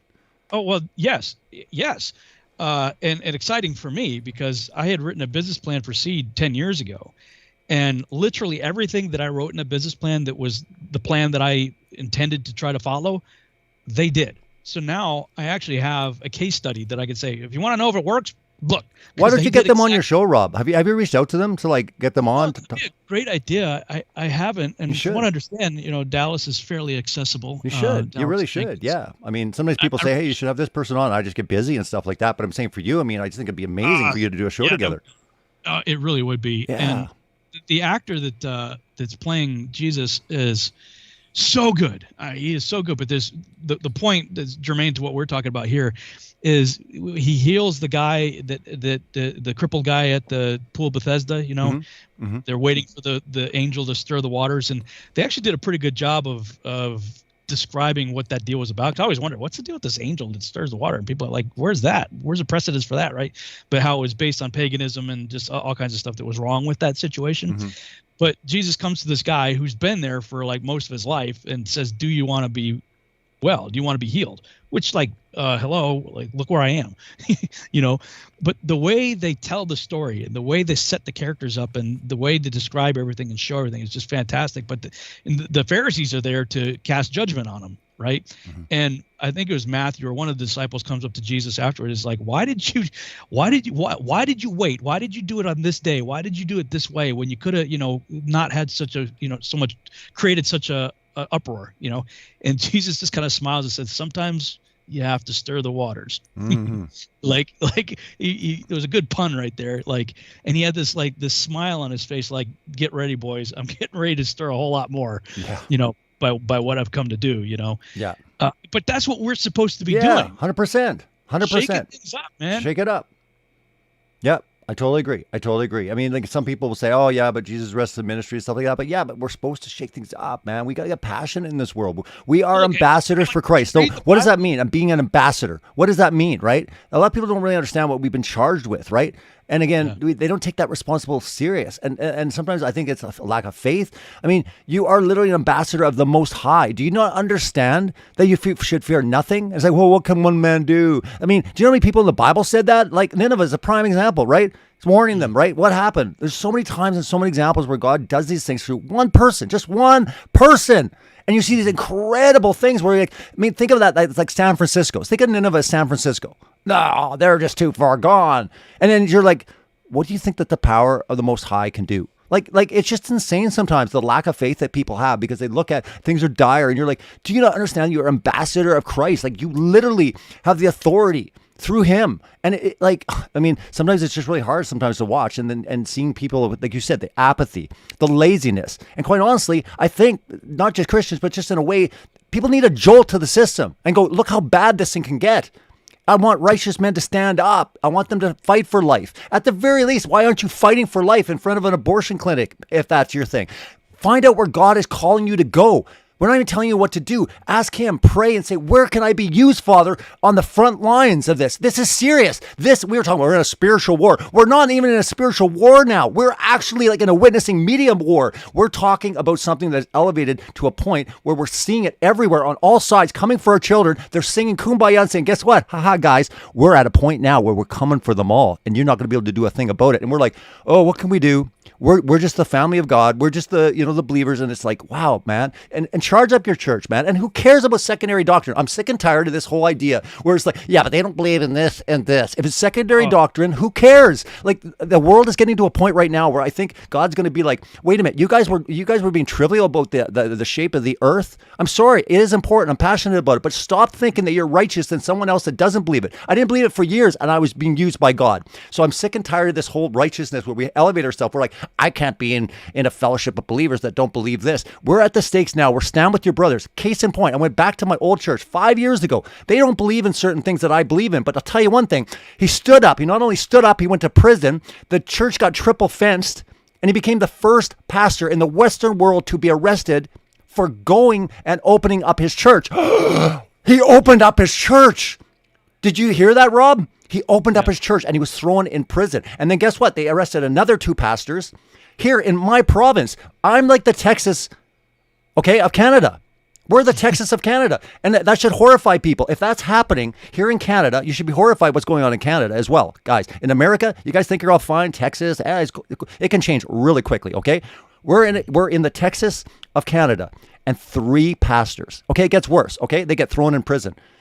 One gets arrested, goes to jail, comes out. Guess what he does? They chained up his church. So what does he do? He goes underground. Well, guess what? Police helicopters flying over some acreage, farmland, catches a bunch of people. Guess what? They throw them in jail again. Do you not understand the times? Sure, they're blaming. What are they blaming? The pandemic, the virus, right? The scientists say this is dangerous. We got to lock people up. Scientism. It is at a point that's out of control. It's absolutely insane. If you guys haven't watched Scientism Exposed, you need to, because you're going to see exactly how far this rabbit hole goes. But really, when it comes to the levels of insanity and also the dangerousness, science deniers, guys, vaccine hesitant people, they're the ones, I'm telling you right now, it's getting very, very dangerous. We need to stand up. And if you think nothing's going to happen, you're going to sit back, it's going to get worse and worse and worse. And God's going to be like, you know what? Everything that comes to you, it doesn't matter. You did nothing. I mean, what are you going to say to God when you're standing there? Like, what can I do, God? He's like, I gave you the authority, right? You had the Holy Spirit, and you're sitting there saying you have nothing. Go out, preach the gospel, change lives. Let me use you. It's not about you going out. It's about God going out through you. But if you're doing nothing, God does most of his work in this world through his people, period. Yep. Yeah. that all the time. This is the case in Scripture. We see, a prime example, right? Moses leads the Israelites out of Egypt, right? They got the Egyptian army coming after them. So you got Pharaoh and his army behind them, and the Red Sea in front of them, and they're in literally between a rock and a hard place. They're in this like cliff, mountains on their side, bad guy behind, ocean in front. Like that's a pretty horrible situation right there, right? And they're calling out, and I'm paraphrasing, of course, but Moses is crying out to God, hey, and God's like, what are you looking at me for? You got the rod, you do it. Yeah. Of course, that's not what he said, but that, effectively that's the message right there, right? Yep. Moses, raise your rod. Like God did his work, as you said, through his people. And this is what you see primarily in the post-flood world. I mean, there may have been things going on a bit differently in the pre-flood world, but certainly in the post-flood world, he was consistently doing his work through his people, like regarding the Nephilim, right? You have the clash of the Titans and all that stuff going on in the pre-flood world. Well, God had them fight against each other, and he wiped out and had the archangels bind the watchers and all that stuff. So there's a very much a supernatural aspect to the warfare going on there, where it was all taking place in the spirit realm. But in the post-flood world, we still have Nephilim. But what does he do? There are times when he sends the angel of the Lord to go wipe out a bunch of Amorites first. And I think he took the biggest of the biggest out, but he still left some 30-footers. Yeah. And said, okay, Joshua, Caleb, and you guys, it's your job. And of everybody that came out of Egypt and saw what they saw, it was only Joshua and Caleb that said, hey, what's the problem? Yeah. We can do this, right? And it was because of that of that generation, they were the only two that got to go into the promised land. Even Moses didn't go in because he struck the rock. Yeah. Moses, Aaron, and Miriam, they all died. They didn't get to go into the promised land. The only one of the generation that left Egypt that got to go in were Joshua and Caleb. And Caleb, he's pushing close to 80 years of age, and he's like, give me Kiriath Arba. Well, Kiriath Arba is the city of Arba. Arba was the father of the Anakim. The Anakim was the father of Anak, from which came the Anakim that the Israelites described as being so big that they felt like grasshoppers by comparison, right? That's pretty freaking huge, right? Yeah. So Caleb's like pushing 80 years of age. He had to wander around with these disbelievers for 40 years, and he's like, okay, finally. And when he gets in the land, he says, give me Kiriath Arba. 80-year-old dude's like, give me the biggest of the biggest, the baddest of the baddest. I'm going to take them out. Yeah. Because I had to wander around with these idiots for 40 years. And then after he does that, he offers, I think it was his daughters or something, as a prize to any warriors that would go with him to take Kiriath Deber, which is the city of the book. I don't know what that is, but it sounds really intriguing. But it was such that it was, he took out Kiriath Arba, but he's like, hey, I need some buddies to come with me and help me take out Kiriath Deber. If you do, you can have my daughters for a wife. Oh, dude, give me the faith of Caleb, right? But these guys didn't sit around and say, okay, Sarah, whatever it will be. They were actively involved, in doing things here. And God working through men of faith, men and women of faith. That's how he chose to do it in the post-flood world, which we are in right now. Everything he was doing through his people. And he's just looking for somebody to say, here I am, use me, I'll do it. Yeah. Whatever it is, we need to be involved. I think that's the takeaway, from this broadcast is we have to be involved. Yeah, we do. And scientism, the third lecture that I'm giving at the Take on the World conference is tentatively being called the Revelation 12 Nuremberg connection, how the Copernican principle set the stage for the end time deception. And I don't know if you caught the show I did with Tony Martin a few weeks ago. I didn't. Yeah, well, he was the one that turned me on to this. I was not aware of this prior to him connecting with me on it. Is that you should look this up, man. It's like crazy. Okay, Copernicus comes up with his book, and he dies in 1543. And on his deathbed, they basically published the book. At that time, well, that's 1543. Just a few years later, 1561, was a massive UFO flap over Nuremberg. Now, of course, the Ancient Aliens crowd is all over it, right? They think, oh yeah, Ancient Aliens and stuff. But Tony is speculating, and I think he's onto something, and he's correlating it to Revelation 12 with the caveat of realizing that there is fulfillment and greater fulfillment many times to prophecy. For instance, a prime example to illustrate the point is Daniel, the book of Daniel. The prophet talks about an abomination of desolation that's going to come, right? Well, if you read First Maccabees chapter 4, they identified the act of setting up the statue of Zeus and offering up a pig in the temple. Antiochus Epiphanes and those guys doing what they did there. They identified that as the abomination of desolation. Flash forward a little over 100 years later, Yeshua says, when you see the abomination of desolation spoken of by the prophet Daniel standing in the holy place, take off. So that if you read Maccabees, you say, well, the abomination of desolation already happened. Well, there's fulfillment and greater fulfillment. That obviously there's an example of it right there. And Tony is taking that sort of principle and looking at Revelation 12, the war in heaven, and saying, could this war in heaven, there's going to be an ultimate war in heaven that we read about in Revelation chapter 12, that Michael's going to go up there and kick out Satan from out of heaven forever. And, this big war in heaven is going to happen. But could a early skirmish of that have taken place in 1561? And I think he makes a reasonable case for it.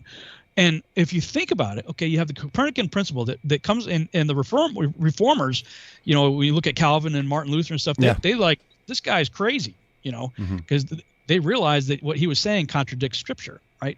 But it sets the stage, right? Then you have the Puritans leaving in the early 1600s. King James Bible shows up. 1666, Newton gets bonked on the head with a apple and comes up with the gravity theory, right? Then 1776, May 1st, you have the founding of the Illuminati in Germany, coincidentally. So you have the Nuremberg, Germany, UFO flap in 1561.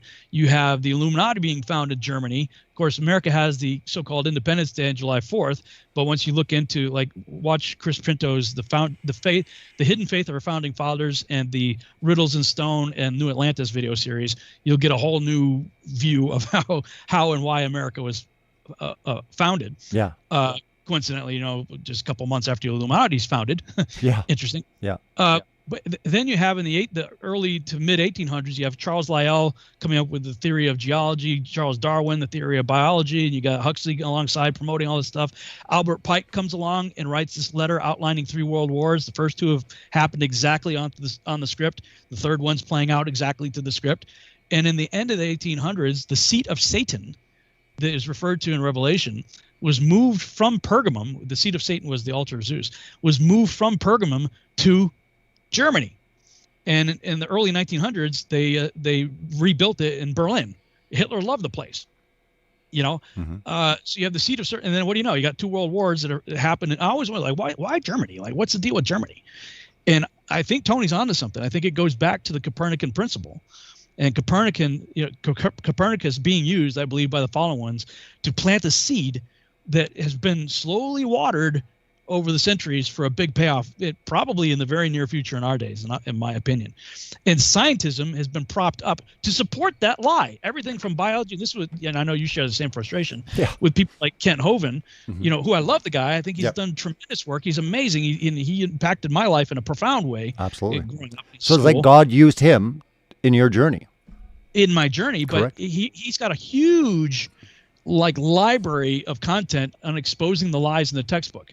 Yep. And I'm like, dude, you're showing how they have lied to us about geology, about biology, about archaeology, picanology. Why are you giving them a pass on cosmology, the very thing that laid the foundation for all the other stuff? Yeah.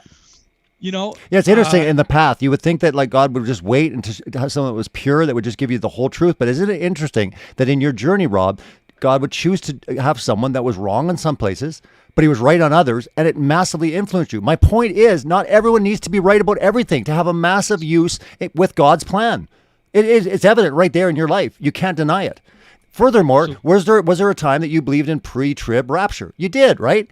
Most of my life. Exactly. So you changed it on a secondary doctrine thing. You changed it. The fact was you were still being used in ministry and you were just as powerful then. So this whole idea that's we can't talk to someone that's pre-trib or post-trib, and we always get elevated. We're so much in the know. But guess what, guys? We're probably going to, 10 years, going to change on our position on a lot of things. Isn't that weird how that happens? You look back 10 years and you're like, whoa, I believed a lot of things that really I don't believe now. When it comes to secondary doctrine, why are we so hard on our brothers and sisters in Christ? We need to stop that. We need to stop that. Having this righteous, holier than thou on churches that are carrying on with different things. But if they're essentials, if they're like Jesus is the Son of God, we need to stand up for righteousness and life. Guys, we're at a point now. Stop it. Stop it. Stand with your brothers and sisters. I'm glad to go to that church. I know they disagree with me on some stuff in the past, and we had our differences. But I went back and I said, my goodness, I have never been more proud to see what you did, and you showed more more character and holiness and righteousness than I've seen in a pile of other people. And what your stance you took against the government, saying absolutely not. God commands us to keep this church open, and we are going to do that. So I'd say I will stand with someone like that and over 1 million other people that believe in flat earth and they're cowards. Mm-hmm. You know what I mean? Yeah, no, I do. I so appreciate you saying that too, because this issue of the secondary doctrine division is a major problem. This is what has been my look. You know, I'm thankful for a lot of people that have come alongside and tried to help me in many different ways, in a lot of different projects, but especially on my seed project. And over the last 11 years, I've had a lot of volunteers that have come on board, and I appreciate that because I didn't have the budget to pay them. Mm-hmm. You know, so that's cool. But the problem, the reason why, well, there's two reasons why most of that stuff never came to a completion of something. And the big, well, two of them are that, look, whenever you're volunteering, there are other life priorities that get in the way, and that's understandable. You know, like you got to eat, you got to feed your family, you got to keep the lights on, keep the roof on over your head. I get it. So, you know, when they had freedom to help, they did, and then other things came and priorities. I get it. So they had to leave. So that's one thing. But the biggest thing that has caused some very talented people to leave the project is they would catch wind of some secondary doctrine that I believe. Mm-hmm. We would establish up front. I believe that Yeshua is the way, the truth, and life. No one comes to the Father except through him. It is a free gift by grace through faith and not of works. Can we agree on that? Yeah, great. Okay. That's the core essential, because that's the only thing that has eternal significance. You get that wrong, eternity is a long time to be wrong. Yep. Let's get that right. If we agree on that, that's all that matters. Everything else is secondary. If it doesn't have an impact on my eternal destination, then it's a secondary issue. Whether it's, you know, biblical cosmology, pre-trib rapture, you know, whatever. Yeah. Pick a topic, right? But I have had so many people stop work because they found out some secondary doctrine thing that I believe, and they're like, you know what, bro, I can't, be affiliated with you. Yeah. I'm like, fine, whatever. Yeah. I'm like, the world doesn't do that. Okay. Yeah. They don't do that. Now, yes, there are, you know, people get blacklisted if they're conservative in Hollywood, and you know what, everybody's got to be toting the company line on liberalism and whatever. Yeah. I get that. But for the most part, the world gets together and collaborates and does amazing things. Look at the credits at the end of any blockbuster movie or any television show that's successful. You're going to see a whole lot of people that have managed to somehow come together in unity, work together for a common cause, and get the vision done. And they let all the secondary issues slide. You know, yeah. I'm sure everybody has differences of opinion on a wide variety of things, but somehow they all manage to come together. Christians, they haven't figured that out yet. Yeah. You know, no, I understand. And we need to figure it out if we're going to have any kind of relevance in changing anything in this world right now. We're supposed to be, Yeshua himself said, we would be known by our love for each other and our unity. Yeah.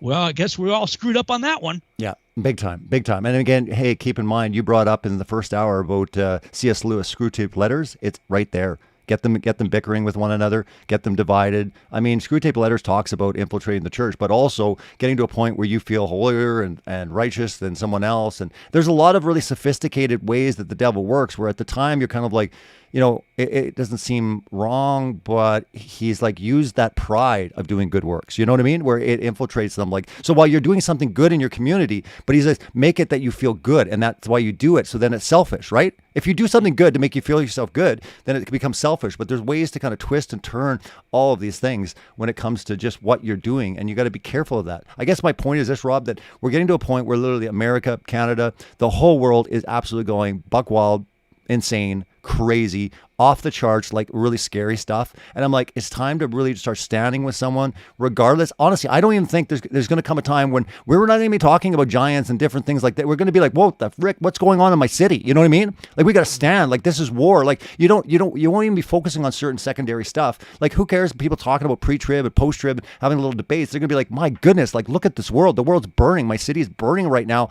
And the Marxists and communists are taking over, and good righteous people are standing. Stand with them. Stand with them. If there's a church that basically is not closing down their church because the government is ordering them to, and they're doing something that goes against the Constitution or the Charter of Rights here in Canada, if they're standing up and saying, no, this is wrong, then on that principle, go and stand with them based on the principle it is wrong, and go on freedom and go on right when it comes to even standing by the Constitution. If you're at a point right now as a Christian that you don't even think it's right to stand on the Constitution, if you're in America, you're gone. You've lost it. There's a lot of great things in the Constitution that amplifies exactly all people were created equal, and that we do have a higher source that gives us our rights, right? They can't be taken away by governments. So if governments are taking them away, stand with the people that are fighting against them. That's my point. But when it comes to like, I'm not standing with that church. Ooh, yuck. They teach this. You know, like, are you kidding me? Like, you're going to look really shameful in the pages of history. Your children are looking at you and say, what did you do? Oh, we did nothing. We can't do anything in this world. It's all a stage. But you could have stood up there. Like Jared Christman said, if good people didn't do anything, Planned Parenthood would be there and they would be murdering babies. But because they all rallied and they said, no way is Planned Parenthood, and furthermore, we're going to make it so it's illegal, they could get sued if they even dare perform an abortion. And all of a sudden now there's like 15 or 16 other cities I heard right now where it's spread. They've made abortion illegal. In other states now it's happening.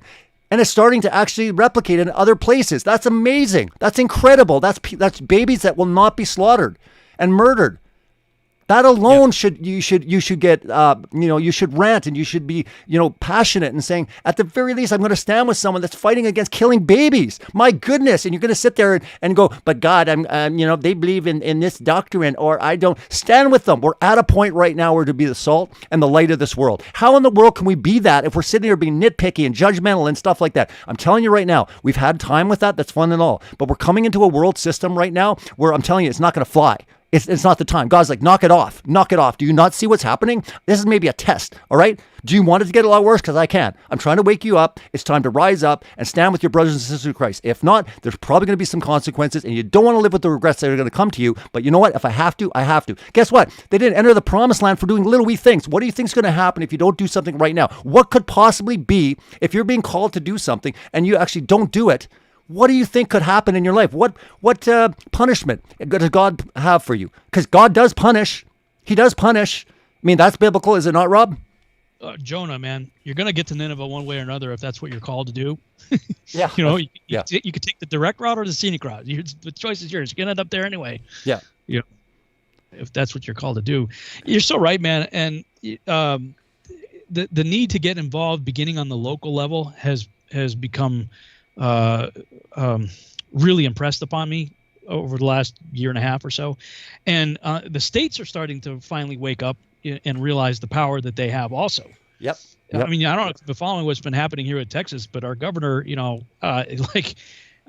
literally made Texas a Second Amendment sanctuary state. He's on fire. It's great. I mean, Texas is great. I mean, if there's any state, honestly, you're in a great state. If I had to be anywhere, I'm really happy. There's only 3 places if I had to be anywhere in this country that I want to be: Texas, Florida, and South Dakota. Yeah, South Dakota is where I was born. I've never been more proud of a governor. I mean, honestly, when I watched, she's amazing, incredible. Like, she is incredible. I mean, they had an outbreak at a meat plant, and she still wouldn't enforce things. I mean, literally, that was the narrative. But the fact of the matter is, my goodness, did she show exactly what's standing for the rights of the Constitution and basically understanding and not infringing people's freedoms. And I'm saying, I mean, Florida's getting all the attention right now, and obviously Texas, but let's, I just forgot her name. Nome. Katie, somebody will say it in the chat. It's Nome. Her last name's Nome. Kristi Nome. Yeah, honestly, very incredible governor. Every time she opens her mouth, I'm like, okay, she got my vote for the next president. And I used to think that our votes didn't matter also. I was a big advocate preaching that. I've put out videos on that and everything.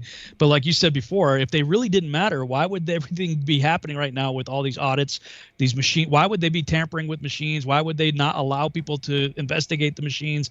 Why is this voter ID?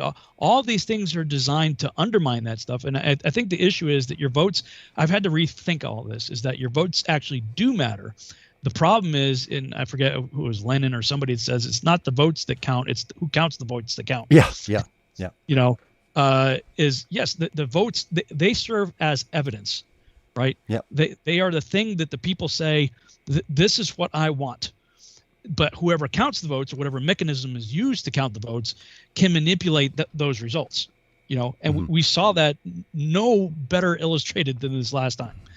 And, looking at everything that went down with that. So, I do think that we have a system of government that was set up in a good way. I have my issues with the founding fathers. There's plenty of things that I've written about and talked about in that regard. But there is a Constitution and a Bill of Rights that we have that I think has served us very well. And if we realize the rights and freedoms that we have there and that we are losing them, we need to take a stand for the rights and freedoms we have and be more active on a local level, because it all builds, right? It's just like the gospel. We're supposed to take the gospel, start with Jerusalem.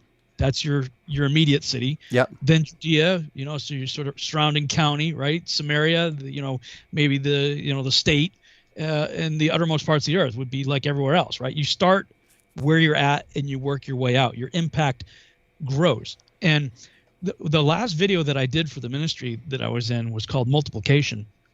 And this was a situation where, as the multimedia director, I had an opportunity that presented itself because we brought in church planting leaders from the foreign mission field. These were nationals that lived in all these other countries that were, really doing well in planting churches.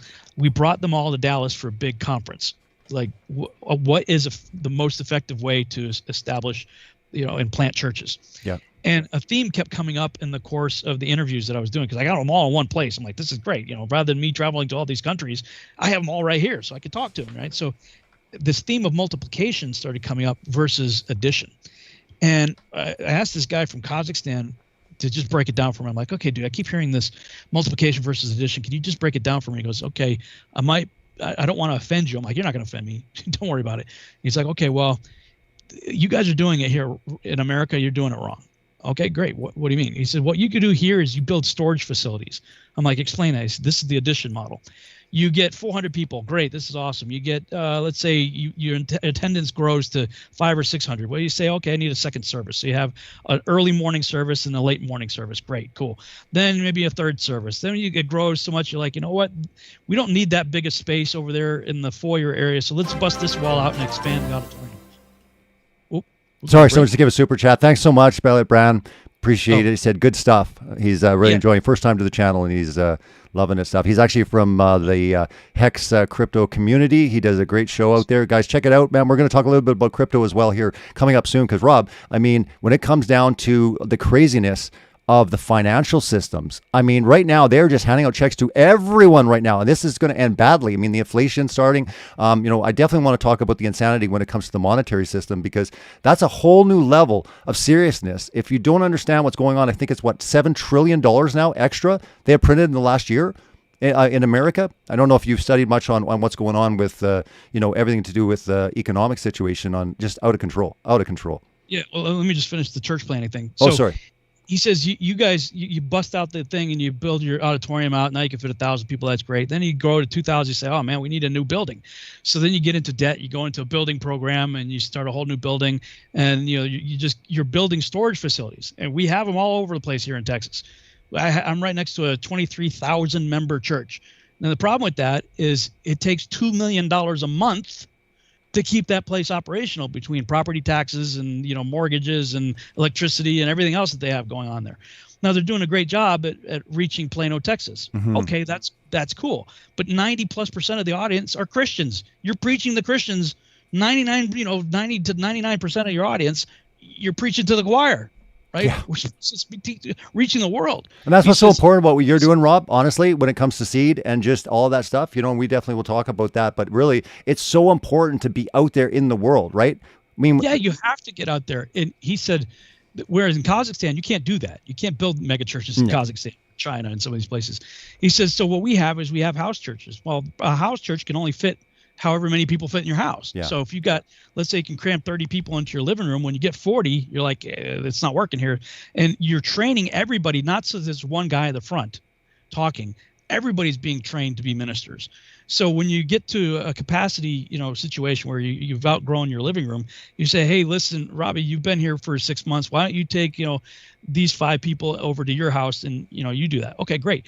So you get them into your house, fills up, and then you're like, hey, Steve, why don't you take, and this is multiplication. Yeah. And that's what Paul did. Yeah. One guy took the gospel from Jerusalem to Spain. One guy. Yep. By multiplying himself and people like Timothy and Titus and others, as he went along. And so I think some of what's happening with the church today may be a good thing. It's shaking up a faulty model. I hear you. I think it's going to become a necessity soon, not an option. It literally will become a necessity. Yeah. We'll get to a multiplication versus addition model, and then you won't be able to stop it. It's only going to make the church grow. No, that's absolutely true. I definitely, and I think a lot of people had that wake up call saying, hey, we're closer to home churches than we think. I mean, just because they're using right now a health reason to shut down churches, the fact is they don't have the jurisdiction, and and even going to court and even supporting the fact that it's actually constitutional or the Charter of Freedom and Rights, now they can actually just, everything's off the table if they call it an emergency act. Do you know that right now, even in Canada, what they're doing right now would be illegal, but again, they have a Canadian Emergency Act, so therefore they just keep extending that so that they can keep doing what they're doing. And we know what we're going to do. I'm not going to mention it. We don't want this video to actually completely be censored. I've already got medical misinformation and going against certain organizations.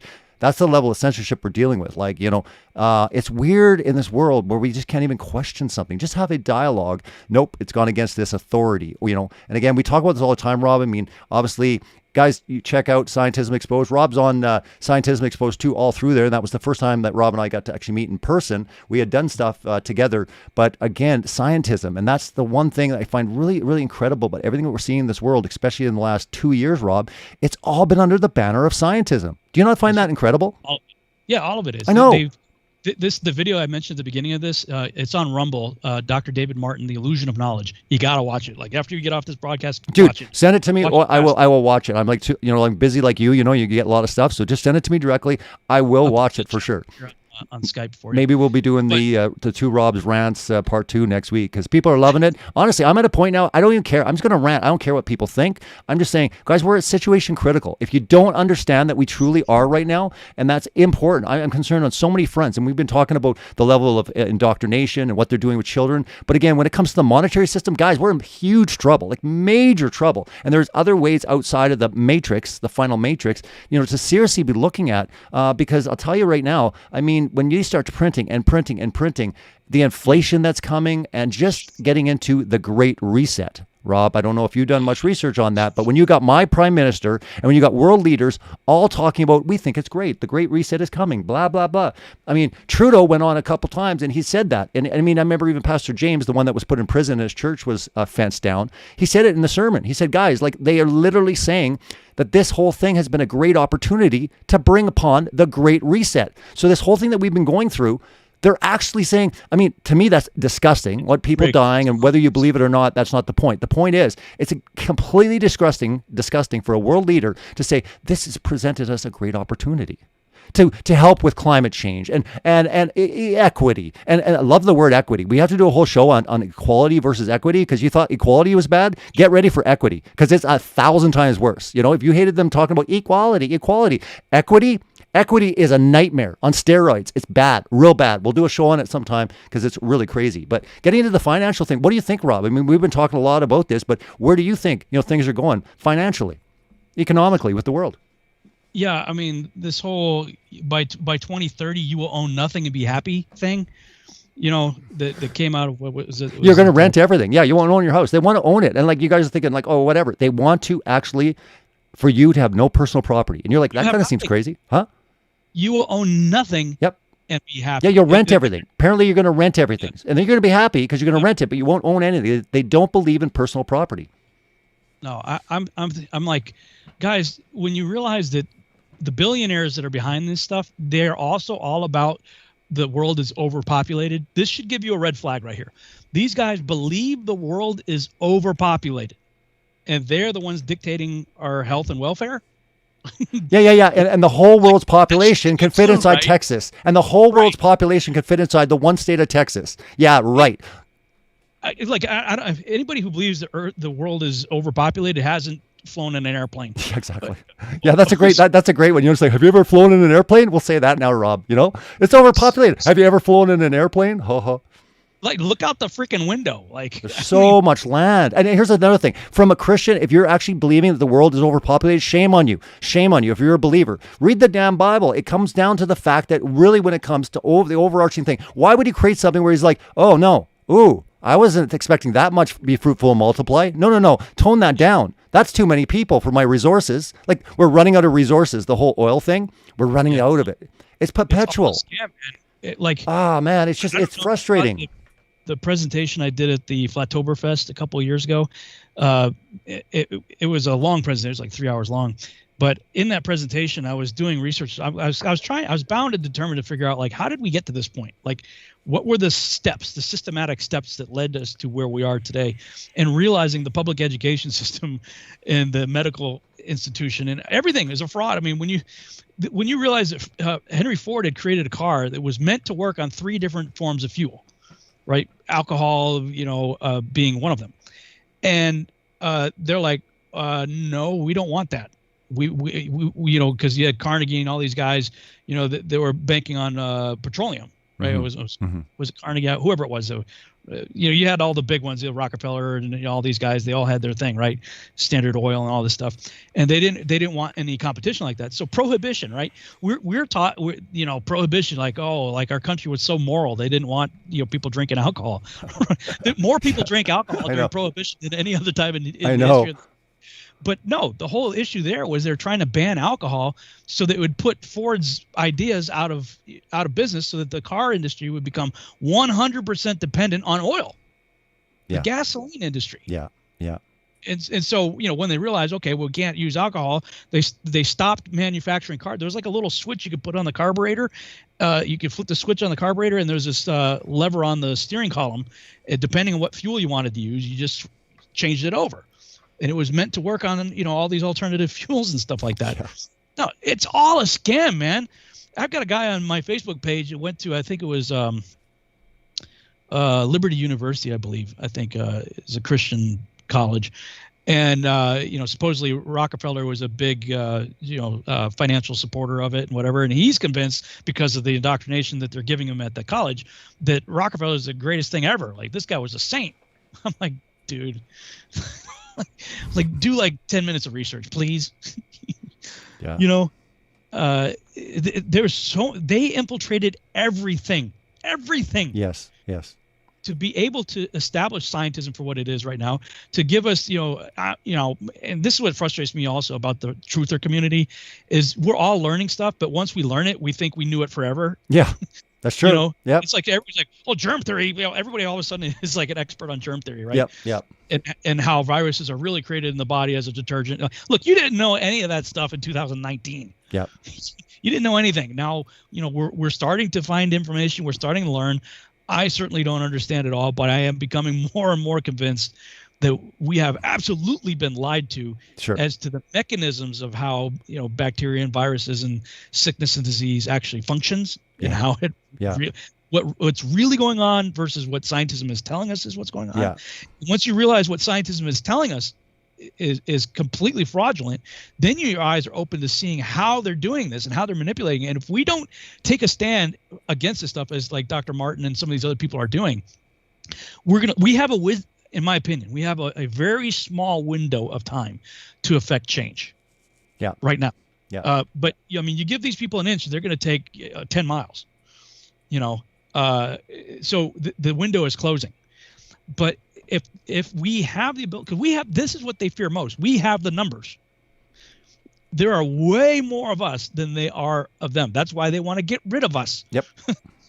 In mass numbers. It's like the whole grasshopper and what is it? There's more ants than grasshoppers.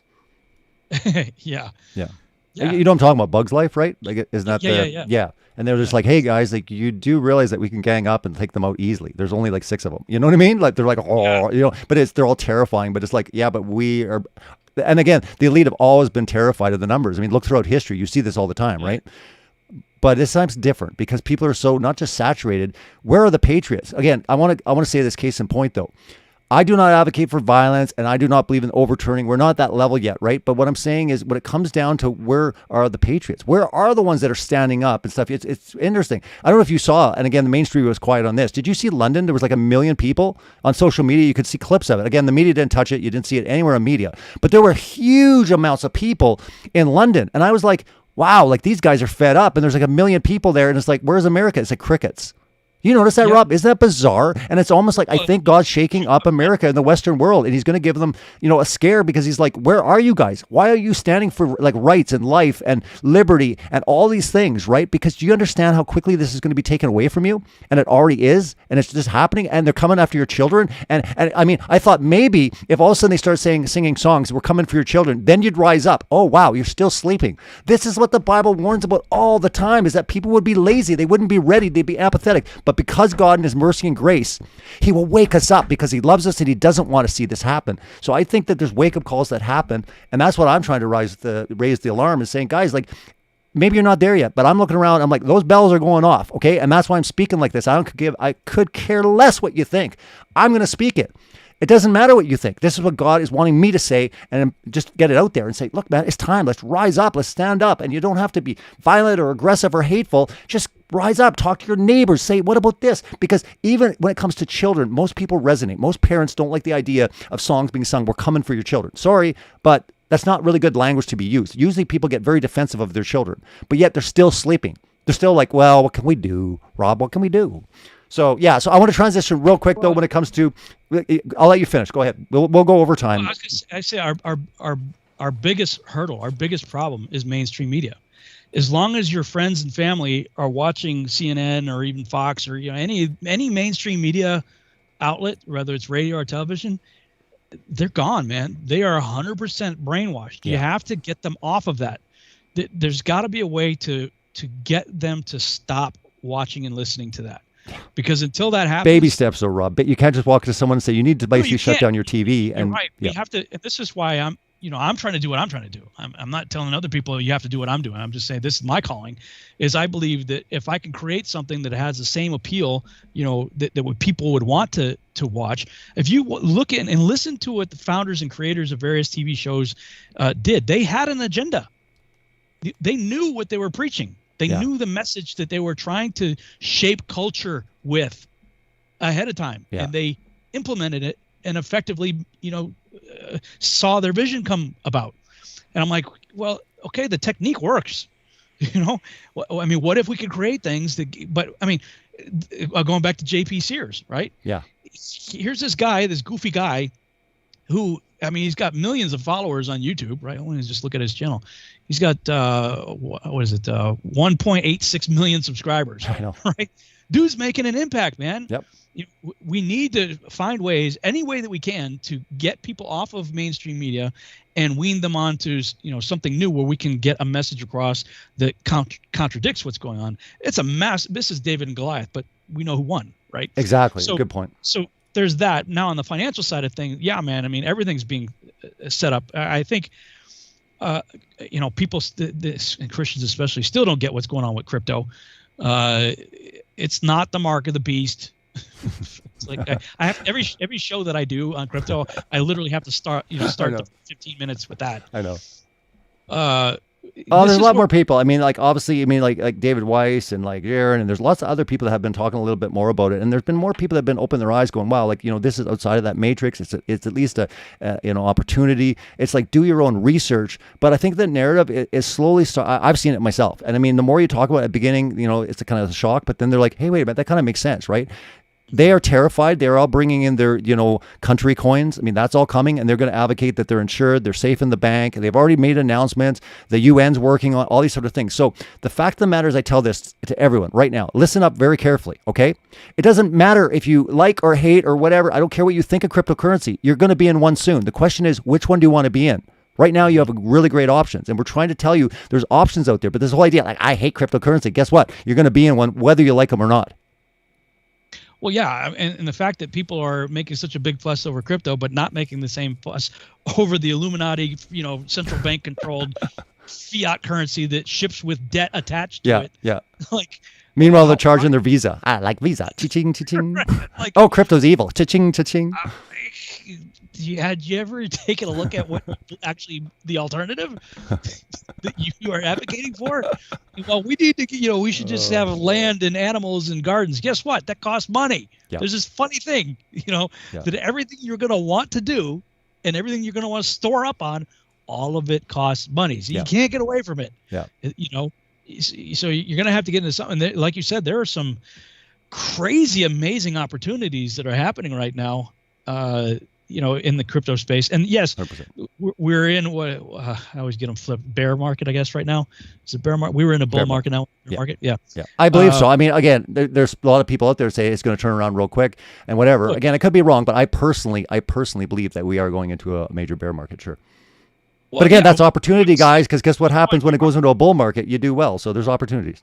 Well, yeah, Bitcoin, obviously. I mean, we got up to what, 60-something thousand, and now it's been heading towards 20. But that's expected. All of us knew that. 100%. 100%. Just hold. Like here's a quote, and this actually comes from Richard Hart. Great quote. But he says there's only two people that make money in crypto: founders of coins or holders. Guys, if you just hold the coin, forget trading and all that crazy nonsense, just buy something and hold it for 10 years, you're probably going to be up. That is the history of pretty much every single cryptocurrency. And there's like 10,000 of them. And they're not all evil. Some are maybe, some are good. But this whole idea like the television set is evil inherently. No, it's not. It can actually project evil stuff, but you can actually watch The Chosen on your television. So don't say that's evil. You know what I mean, Rob? When people talk like these absolutes and they're just like, this is evil. Oh, no, you couldn't actually put the gospel on the blockchain? How would that be evil? But they're making those comments on social media and YouTube. So how hypocritical is that? Well, yeah, exactly. But the whole thing is, this is like we're having the show talking, and we're on YouTube. We're on the evil platform. You know what I mean? Like it's really ridiculous, guys. Yeah, there's some great opportunities. I put a post just the other day, and I was talking about hex.com, HEX.com, and I'm saying, guys, like really look into it. There's some incredible things happening right now, and there's a launch of Pulse Chain, it's called. It's a fork of Ethereum where everyone is getting a free airdrop. So even if you just basically do nothing, you're probably going to get something. And it sounds crazy, doesn't it? But that's what happens in crypto. And there's a lot of people that can tell you, yeah, you just get airdrops. But the fact of the matter is there is an entire competition against Ethereum. I shouldn't say against Ethereum. It's going to be its own thing, and it's going to be cheaper, faster. It's going to have some cool features. And again, there's a little phase thing going on at pulsechain.com where all of a sudden, if you want to sacrifice a little bit of crypto, you might be getting a nice gift down the road. And quite honestly, the trajectory and even the history, if you kind of look at the charts of Hex, you're going to see some pretty incredible things. But yeah, I mean, CD tokens, different things like that. So I would say this: 99% of the crypto community, there's a lot of bad stuff. There's scams. We've seen them, Rob. I've been in it long enough since 2013 that I'm saying, hey, be careful. Do your own research. Don't just listen to what we say. Do your own research. We said that about every topic we've talked about. Do your own research. We're saying the same. But this whole idea that you're going to sit around going, no, crypto is evil, I'm just going to stay on my dollars, you're going to get decimated. You're going to get absolutely decimated. And I feel sorry for you that you're going to say, I'd rather hold on to an absolute centralized, manipulated, printed to oblivion, where all of a sudden it's going to cost you like $50 for an egg is coming, and you're saying that could never happen to America. Yeah, it's happened in many countries. It's called inflation. It moves into hyperinflation, and it's a serious thing. Wake up. And if you don't like crypto, then get into precious metals, get into anything else, but something that the system is in. Find something that maybe God created, resources of the world, like he created gold, he created silver, precious metals. Hey, that might be an amazing thing. Interesting that over 6,000 years, people looked at it as a store of value. Even just holding the value might be a cool thing. But I'm telling you that crypto represents an entire, almost like a breakthrough, kind of like the internet. When the internet was created, it was like, wow, free speech and stuff. And over time, guess what happened, guys? They got more and more control of it. You know what's really amazing about crypto? What you're going to find is there's aspects in crypto where they're kind of like the UN's having a little meeting and they're like, okay, let's shut her down. No, sir, we can't. Well, what do you mean we can't shut it down? It's decentralized. Well, what the hell does that mean? Means that we'd have to shut down the internet. Okay, oh yeah, we can't do that. That's our control grid. Okay, then now what do we do here? Because we worked on this whole system, getting everyone on social media and using internet, and you're telling us that we can't shut it down and we can't stop it? Okay, guess what? We have to compete against it. And we got to scare people using fear that this is dangerous stuff and this is safe stuff. And I've said this for years and years. That's what their narrative is going to be, because they can't shut down cryptocurrency. They can't shut down decentralized blockchain. It's a technology that's so incredible, and you have to check into it. Again, people laughed and said all this stuff. I've heard every excuse in 2013 and 2014. Guys, it's 2021. Do you know that there's been a lot of people that have resources to do ministry, fund missions, and you're like, it's evil. Oh, really? Maybe there's an opportunity and you're too blind to see it, that God might be saying, listen, there's an opportunity. You need resources. Like you say all the time, Rob, you need resources to do things in this world. Yep.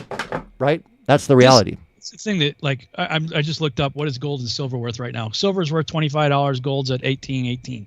Okay, well, gold's up a bit, but silver's been at like 25 forever. Forever, exactly. But here's the thing. People say it all the time, and I would sit there and say it's still important when all things go real bad. It's a nice little hedge. Just having a little bit. I'm not even advocating it. As far as investments, I don't think it's good. But in my opinion, if you're not looking at crypto honestly, if you're not looking in it, I'm seeing there's a huge opportunities. Again, it's been many, many years, guys. This isn't some brand new thing that just came out 2 years ago. It's just you need to actually do your education. I'll let you know this one thing. When it comes to influencers and a lot of people, I talk to a lot of people are into it, guys. So you can say whatever you want, but probably most of the people in the channels you're actually listening to after this show, they're probably in crypto. They're just probably maybe too afraid to mention it because everyone's like, oh, crypto's evil. But regardless of their channel, more and more of it's going to come out. And what I said before, Rob, and it's so true. Whether you like it or not, you're going to be in one. The question is, right now, you have a choice to be in what you want. You're going to be in one regardless. It's only coming. I'd say in the next 1 to 2, maybe 1 to 2 years, maybe 3 years, the whole world will be in a cryptocurrency, and it won't be great. Well, we're headed off on Revolution Radio. Thanks for tuning in. We're going to do a little bit of after show here on YouTube and wrap it up. But join us over at YouTube/Celebrate Truth. But let's continue on. Thanks, everyone. Good night. Revolution Radio. Take care. So let's just continue this on. That's ending on the radio. Now we're here simulcast on YouTube. I kind of do the after show. I know it's late for you, Rob, but maybe we can kind of start wrapping it up. I'll just kind of say at the end of the day, honestly, I'm just telling you right now, it's not financial advice. I'm not a financial advisor. I have my shows. I've done crypto shows. I do topics at everything, and we can all agree to disagree. But a lot of people that have listened to me over the years have done very, very well. And I said, do your own research, but I think there might be an opportunity here. I'm telling you right now, I think there's huge opportunities coming up in many different things. And right now, a lot of eyes are on Hex right now, hex.com, a hexagon. It's the logo. You'll see it. And also pulsechain.com. Check into it and just see. It's very, very intriguing. And at the very least, get ready because you might just get something for free airdropped. And if you're new to crypto, start looking into it and, just look into it slowly, watch some videos and stuff, but it's worth your time. I say to people all the time, someone said to me the other day, they said, hey, I'm interested. Tell me more about Hex. You just mentioned it on your Facebook. And I said, okay, this is what I want you to do. Go to hex.com, watch the video. It's 6 minutes. And then I want you to spend at least an hour on that site. I want you to read articles. I want you to read the FAQ and stuff like that. And then once you do, if you have some questions, get back to me. Do you know why I do that, Rob? Because most people won't. They're just like, hey, just tell me about it. Waste my time. If you're really serious and you want to look into crypto or something that I'm saying, then you're going to spend at least an hour. And I'll tell you, I'm going to know they spent an hour because I'm going to give them a quiz. And if they answer, and it's not going to be hard, I'll devote my energy and time. But again, I'm not going to waste my time and energy on people that really don't care. They're just like, what? Yeah, whatever. People that spend an hour and actually look into something, now they're interested. They have a hunger for it. It's the same type of thing. All we're saying, we'll do a show. We're going to do many shows on crypto, on different cryptos and things like this. Because again, I've been a passionate believer since 2013, and it's not going to change. Don't care what people think. So, and I know, Rob, you have, and many other people that we know, and I'm sure there's lots of people also in the chat that do, and you're going to be seeing more and more shows on that. I can assure you on that. So I guess in conclusion, Rob, I don't know if you want to just kind of anything else, because here's the one thing, Rob. When it comes to you, there's certain things that you see or happen, and it drives you crazy. It just drives you crazy. You know what I mean? And I'm just wondering if there's just something that just drives you nuts. You know what I mean? Oh, where do I begin?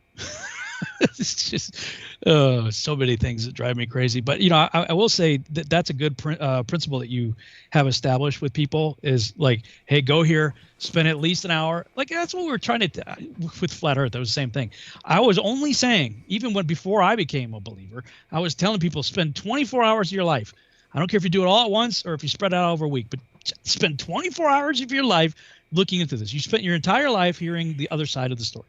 Yes. Just take 24 hours and look into this. Because I know that if you do that, you're going to be at least intrigued. You're going to want to know more.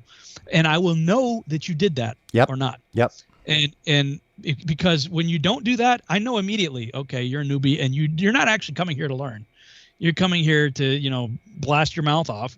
And you're going to use all the same arguments we've heard like 5 billion times. Yeah. That shows me you haven't spent a half a second looking into this. I had a mentor that told me a really wise thing. And I was into counseling and helping ministry. I was in youth ministry and stuff. But I had a real, in one stage of my walk, it was really, really counseling and really helping people. And one thing was really interesting. It said the devil will use people to suck you dry. That really just will go nowhere. So I remember them saying this. It was like, what you want to do is you want to say, look, you need help. They'll come to you like, please, I'm struggling with this. I'm dealing with this. And okay, great. I want you to read this book. Once you're done reading this book, get a hold of me and, we'll go from there. Most times, 99% of the time, give or take, whatever, they never hear from them. That 1%, that was like, I finished that book. I did it in one night. Please, you know, and they knew they did because they asked them a couple questions. You knew that was a person that was worth spending a ton of time and devotion, because this person is crying out and saying, give me 15 books. Please come. And again, the devil will actually steal you. And when the devil actually like rips you empty, you have nothing to give. So when you're constantly helping people, you're doing these things, like I'm talking ministry now, I'm not just talking about helping someone, but when you're in ministry, you're constantly getting sucked dry. You don't have anything to give anymore. And what you don't want to do is have Satan counterfeits basically coming to you where really they're going to go nowhere. They're frustrating. And then all of a sudden you feel like that was a waste, and you're like, oh man, I didn't do nothing. Like, what's going on, God? You know, you will know if you're smart and you look and you have good discernment. But one way is if someone's hungry and they really want to be helped, they will do their homework. I call it homework. Do your homework, and then we will begin. Oh yeah, I got busy. I remember calling someone one time. Hey, did you read the book? Yeah, no, it's just been busy, and you know, and they had some serious problems. I'm like, you didn't have time to read the book, and you're dealing with what you're dealing with. It's like, yeah, but I got busy. Okay, give me another week. And I remember doing this early on. Oh no, I got busy. You know, excuses. I'm like, man, I'm not spending hours upon hours counseling and helping a person out through this when they won't even read a book. And it wasn't a big book. It wasn't a big book. You know, it's only taken me over a decade to figure this out on social media, but you know, all these bans, you know, 30-day bans have given me time to think and wean me off. I don't know if you saw it, but on June 28th, I posted something on my Facebook page and I pinned it at the top of my wall so I would see it every time I go there. And it says, Noah didn't stop building the ark to explain himself to everyone who doubted and hated on him. Keep building your ark. The rain will do the talking. I loved it. Yeah, I did see it. The rain will do the talking for you. I loved it. The rain will do the talking. Yeah. I'm like, yeah, that's genius. It is. And it's really helped me in that regard. And look, I'll just say this, because all these people that are against the crypto and whatnot, and that think gold and silver and, gardening and plants and animals and land, and that's the thing. That's great. I'm all for, I think you should diversify into all of it. I think, frankly, you should, hedge your bets as best you can in all of it. But when it comes to the, God, gold, guns, and groceries kind of thing, okay, God's free. We get that. Okay. But gold and guns and groceries and everything else, necessities, land, and all that kind of stuff, that actually costs money. So what I'm telling people is like, look, silver has been at like $25 forever. I don't remember when maybe when it was $20, but it's like forever. And gold, gold's gone up a bit, but it's been between 12 and 1800 forever also. Mm-hmm. Whereas freaking Bitcoin, man, I got in just a few years ago. Yep, I remember at $1,200. Mm-hmm. It was 2017, I think. Yeah, it was $1,200, and it shot up to over $60,000. Yeah, it's down like over 50%, and it's still $30,000. And you got into it 1,200. Still, I'm still ahead. I know. mean, if it drops to 1,000, then I lost. But as long as it's above 1,200. I doubt that's going to happen. But yeah, I mean, the trajectory of Bitcoin just continues to get higher and higher and higher through its bull and bear seasons for sure. Yeah, next time it goes into a bull run, get ready. Yep. What the wake up call for me that I understood the holding it, and I already got that. But when it really was driven home for me, because I agree, land, animals, plants, gardening, 100%. I get all of that. I understand it, but all of that costs money. Yep. And when I realized, wait a minute, one Bitcoin, okay, that I got for $1,200, when it went to 50, I started looking for land. Yep. Because I'm like, honey, do you realize I could just cash this one Bitcoin in? And we were looking at this plot of land. It was 4 acres of beachfront property on a lake with a forest and, good land, it was like $45,000 mm-hmm. for 4 acres of land. Mm-hmm. I'm like, do you realize this $1,200 investment that was just a few years ago, 2017, could now get us this plot of, and we didn't end up getting it. It was way too far away from where we currently live and all our family and everything here. So we're like, well, we'll just keep looking. But it made me realize, wow, look at the potential.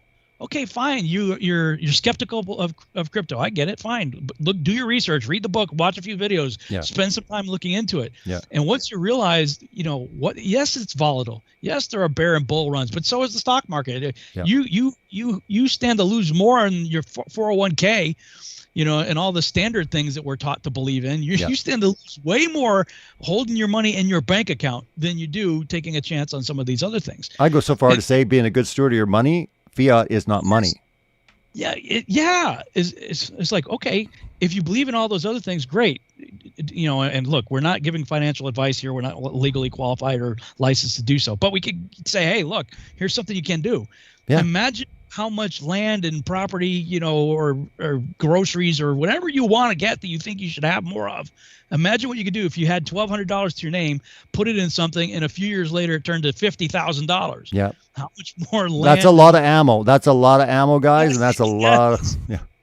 Right? And that's all we're saying. It's like, look, guys, we're trying to help you here, you know? I mean, well, and that's the thing too. Like, I mean, you know, I'm done past with the being defensive and playing it. It doesn't matter. People are going to be left behind, which they already are. They already have. And the few remaining people are like, they're just being left behind because the world is digital. The world is digital and people talk about it. So that's what I'm saying is you have to be at a point where you're just like, I mean, it's one thing you start educating people after a couple of years, but when all of a sudden for me, you know, I was dealing with this in 2015, and I'm like, guys, it's going into 2022. I don't care what you think. I don't care what you think about crypto. I honestly, no offense, I don't care. You're wrong.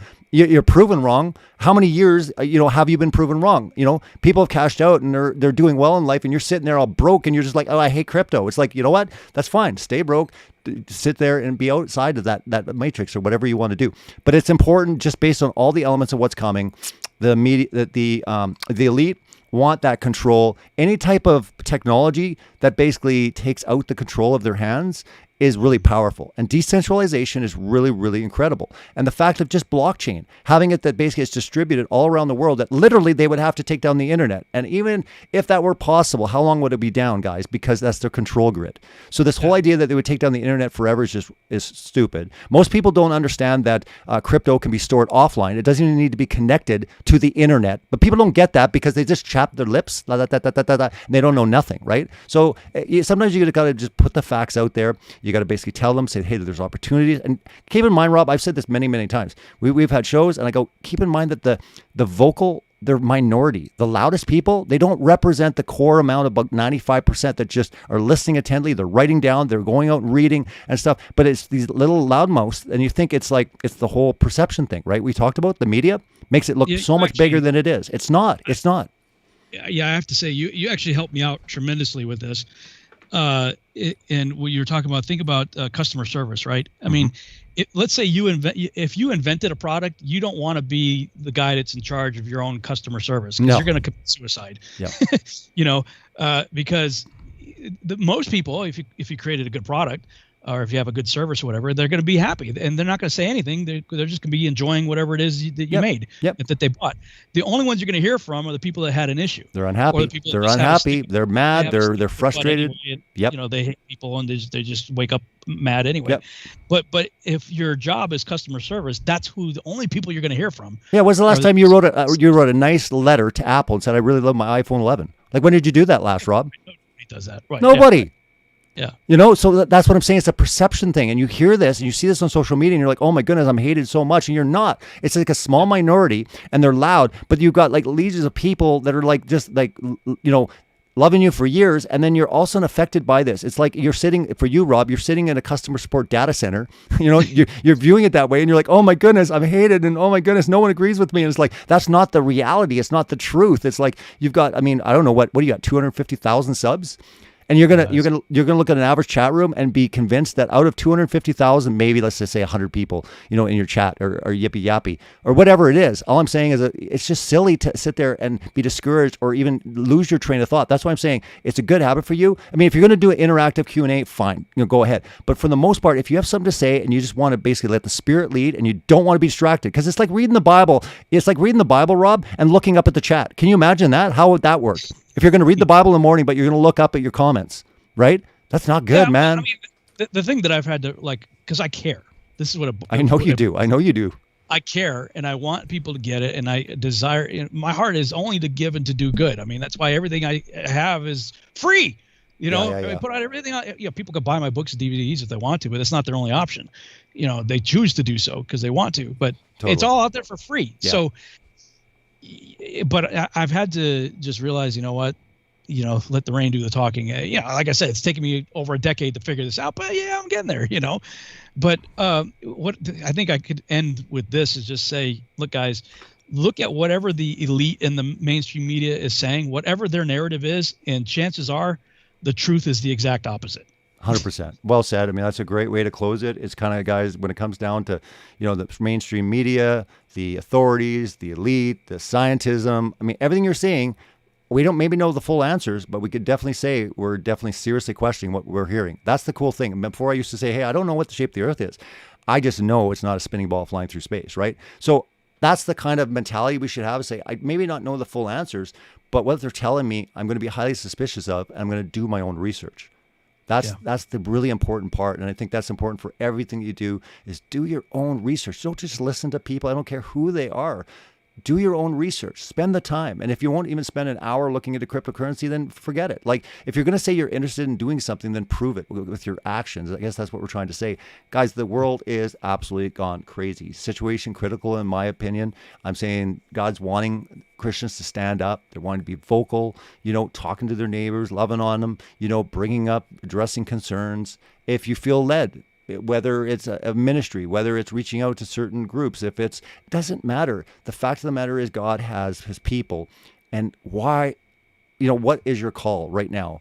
That's what you need to determine. But your call is not to just sit around and do nothing on the computer. I can almost guarantee you he wants you to go out and be a fisherman of men and preach the good news. It's the great commandment. When it comes down to the Great Commission, that is what it's all about. So whatever you do, whatever your desires and your passions are, make sure that the gospel is front and center.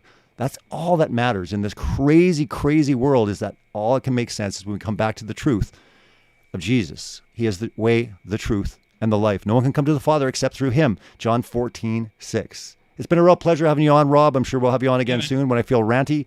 I'm feeling ranty a lot, so we might get a panel ranting away. Let's do a panel rant, man. I'm never at a loss for ranting. So. And people love it too, and it's great. So I'm definitely going to be doing a lot more, because I'm just at that point where I'm like, man, this is serious. I'm going to rant. I don't care what people think. It just, it's like it will wake up, because I believe that God will wake people up through me, and he will wake people up through you. Everyone that's listening, you are just as important. Whether you have a channel of 10 subscribers, 20,000 subscribers, you don't even have a channel. God has got a mandate for you. And quite honestly, it takes one person to change the world. Thanks, Rob. Thanks, everyone, for tuning in. Really appreciate everyone. Again, real quick, as I mentioned, last thing, celebratetruth.org.